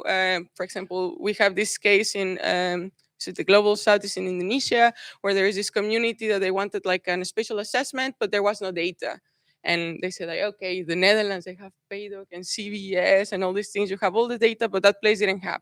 How can we fix this problem? Okay, there is someone in the university doing research on how to use LiDAR images and artificial intelligence to transform all these LiDAR images into proper vectorized data that you can use for analysis. Solving that problem, they're already linked a grant with a student, with someone that can work on that. We need the champion that can oversee how we can link the student with Indonesia, with the grant. And I know that it sounds scary and difficult, but there are people like that. We just need to be eyes open and find them, and then they can mentor you and they can take you by the hand. Where is it? The other thing. Ta-ta-da. Yes, sorry. I have a points bullet list of the things I want to say. Yeah, and just basically to use the resources that we have at hand, not as the end, but as a mean to another end, and not the end of, again, the deliverables and the world packages, because I really hate when we talk about that. But when you manage to focus the knowledge of the students, their capacity for bringing you new things, that it's like from their own countries, because somebody asked before, like, how can I transfer the knowledge if I'm learning here and I'm gonna go back to my country? Yeah, I mean, you can learn how to make the tacos, the recipe, and maybe you come here and we don't have the same chiles than in Mexico, but you learn how to do the taco and you can replace that chili. And that's the case when you come to IHS. They will give you the general recipe so you can go somewhere else and apply it. It is, of course, a bit generalizable, but that's the way that I see it. But the way that works is we need guidance and mentorship, like these good champions that can take you from the hand. And the only way that that happens is when you have people that have had espionage intelligence from both sides, not only from the government, but also from universities. It helps a lot because they know how to rig the game to make it work for everyone and not just for ticking boxes. Great. That's the end. Yes, Well, sorry. thank you very much. I think moving from this importance of having experience, both and expertise from universities and the field and local government specifically, it's wonderful, Max, to have you, because you're also working in the local government. So it would be great to have an IHS alumni speaking from that perspective briefly. Yeah. Thank you. I think I also agree that this overlap of education, research, advisory is very much needed also in the local Dutch government context. There's still a lot to learn about SDGs and such, but many more things. And I think it's about, one of the things was about Brasilia. And another thing that happened last weekend, that John Habraken passed away. I don't know if you know him, but go back to his first book about from 1961. So about the same period as IHS was formed. I think it's still relevant to this day. Also in the way we plan our cities, the way we work on urban development. To give an example, Brasilia was made to the finest detail. It was finished. There was no room for changing anything after that. I think this is why you were one of the few that raised your hand in that sense. So the idea of adapting to urban changes is very difficult in places that are built as a complete system. And I think much of the planning tradition that TU Delft and the Dutch here are very proud of is this holistic approach to urban planning. But also many examples, among which in Capelle, is that they deliver perfect urban neighborhoods that are exact to the parking spot, square meter of green, typology of housing, which family 2.2 per household, right? So, and this often leaves very few room for changes.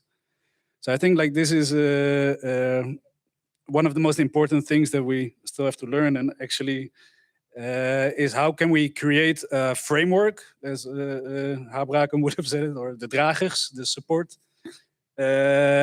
for all these educated professionals, but mainly also what he championed for the uneducated professionals who have to fill in all these empty spaces in the urban realm.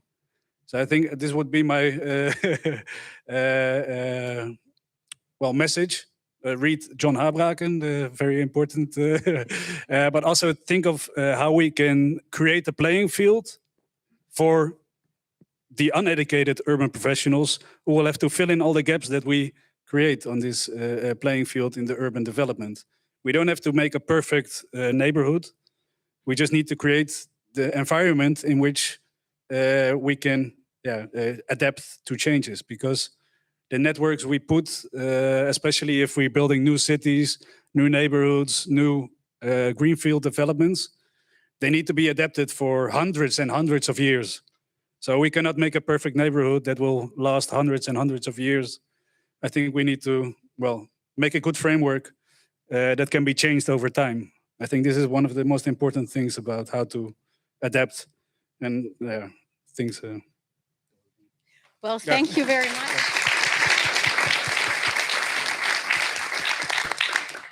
Thank you very much, Max. Well, actually, not that long ago, also a very inspirational, scholar and activist and whatever, John Turner, passed away, who had, similar thoughts with the housing, do it yourself housing.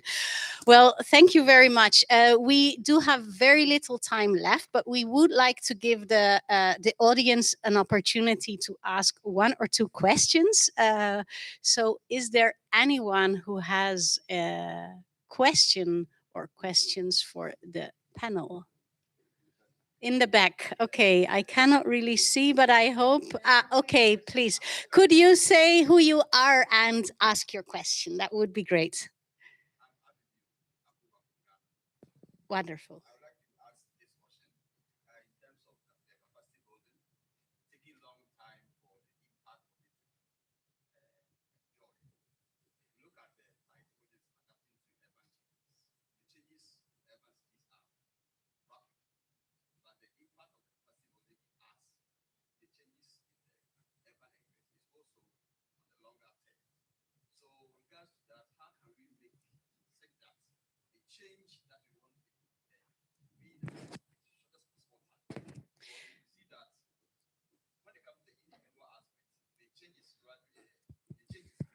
Yeah.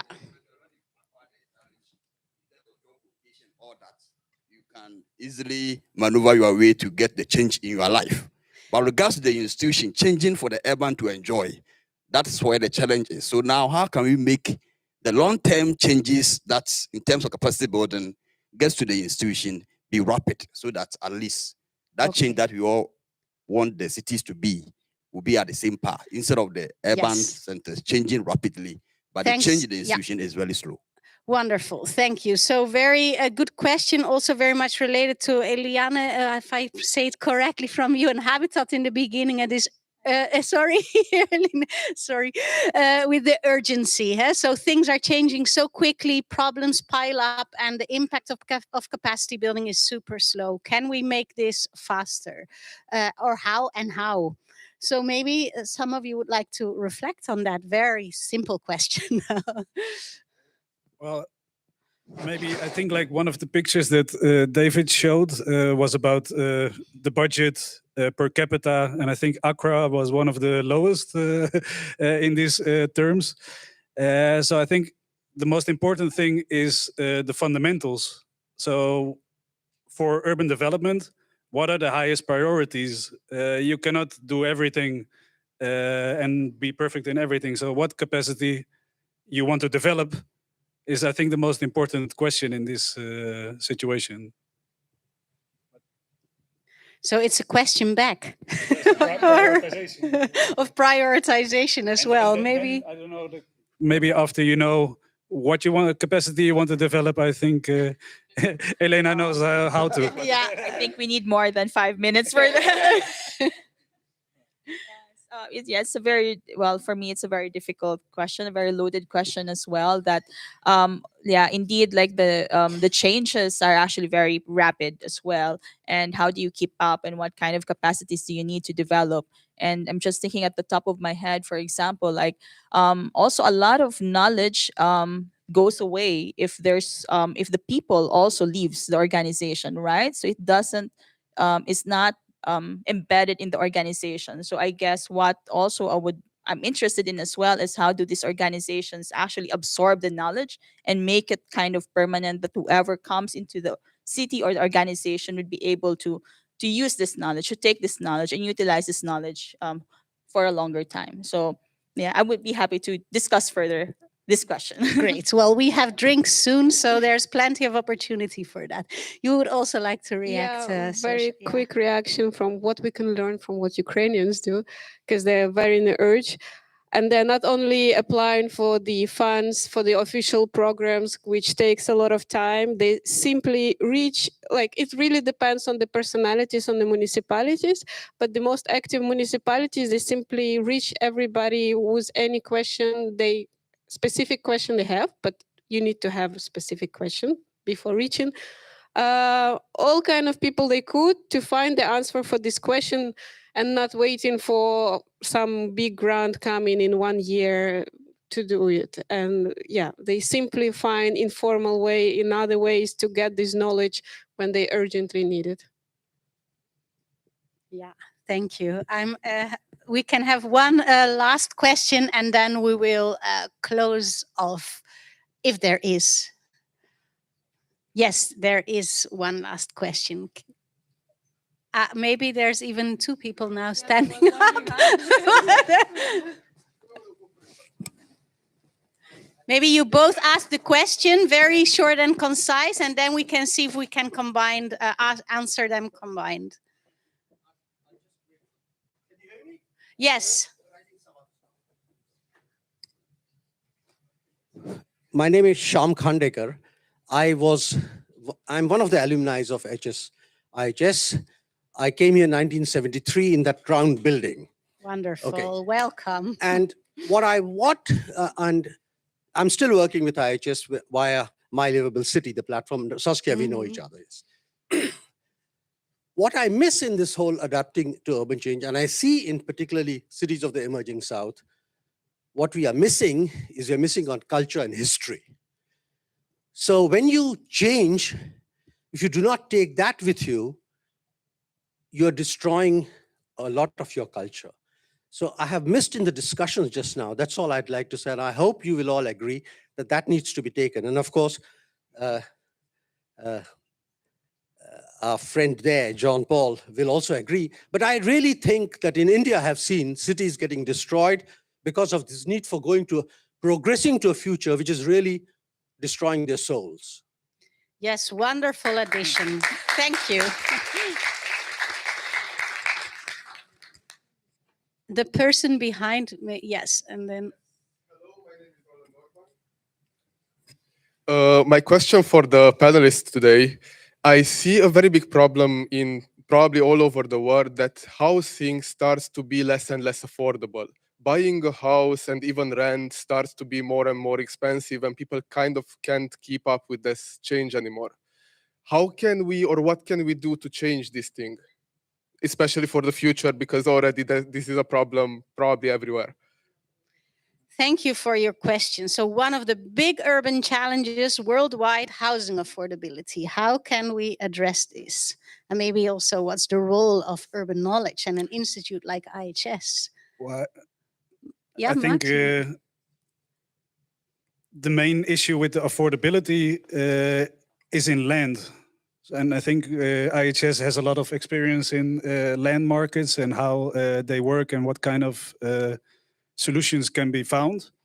But like common land ownership is an important part of our possible solution to the current affordability crisis. If we see in the Netherlands, the land market is mostly private.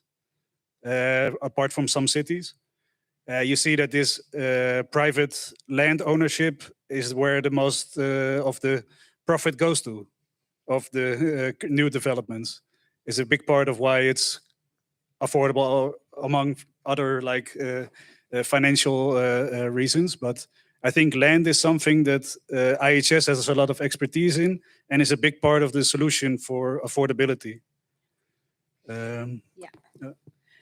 Wonderful, thank you. I think from the economics perspective, also some insights there. So I think next to this issue, I would say that it's also important to understand that not all economic specializations are not they're not going to lead to the same outcomes when it comes to housing. So you see that in many cities where you, for instance, I think the best example, the one we all know and have heard of, is San Francisco, and like basically all these areas where you've developed these very knowledge intensive industries often come at the cost of housing affordability.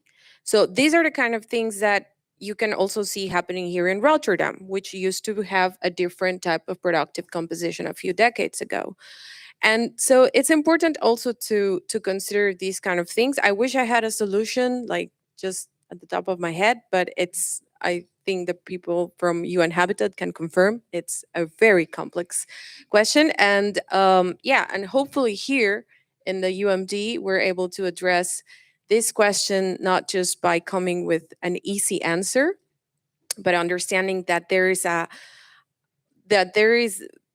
a lot of complexity behind it, many layers, and unfortunately, you also have to look at the different contexts in which this is happening.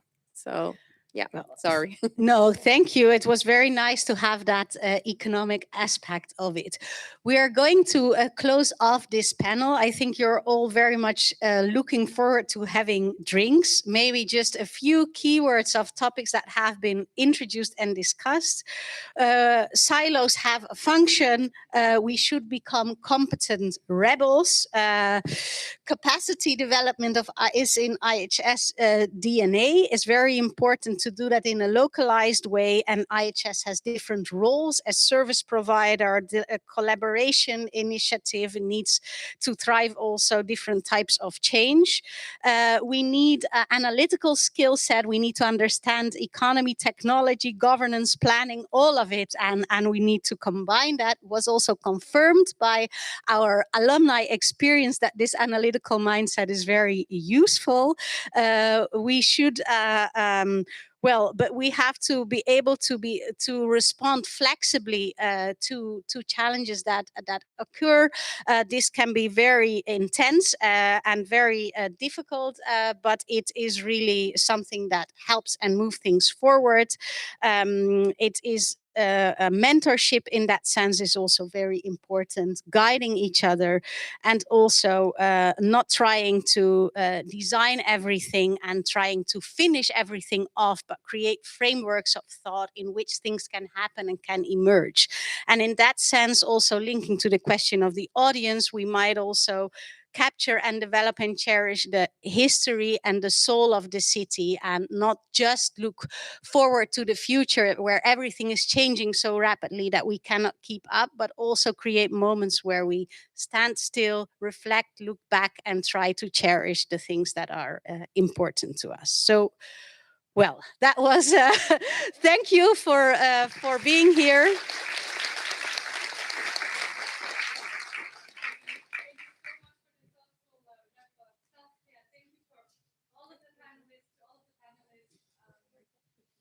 All of the contributions we've gotten today from the audience, from all of you. This really has been wonderful. I do want to extend a thank you to the organizing team. So we had a wonderful committee consisting of Mihaela Kraholova, Stefana Kozan, Peter Scholte, Tianke, Vera Safronova, have I mentioned, and then others who have helped, Peter Scholte, and then Maria Spirelli, Katica Kish, our interns, Vasil and Roland, and many, many, many more who have extended a hand to make this event possible. So thank you. And enjoy the drinks and the bitterballen. And please stay for a picture. Yeah.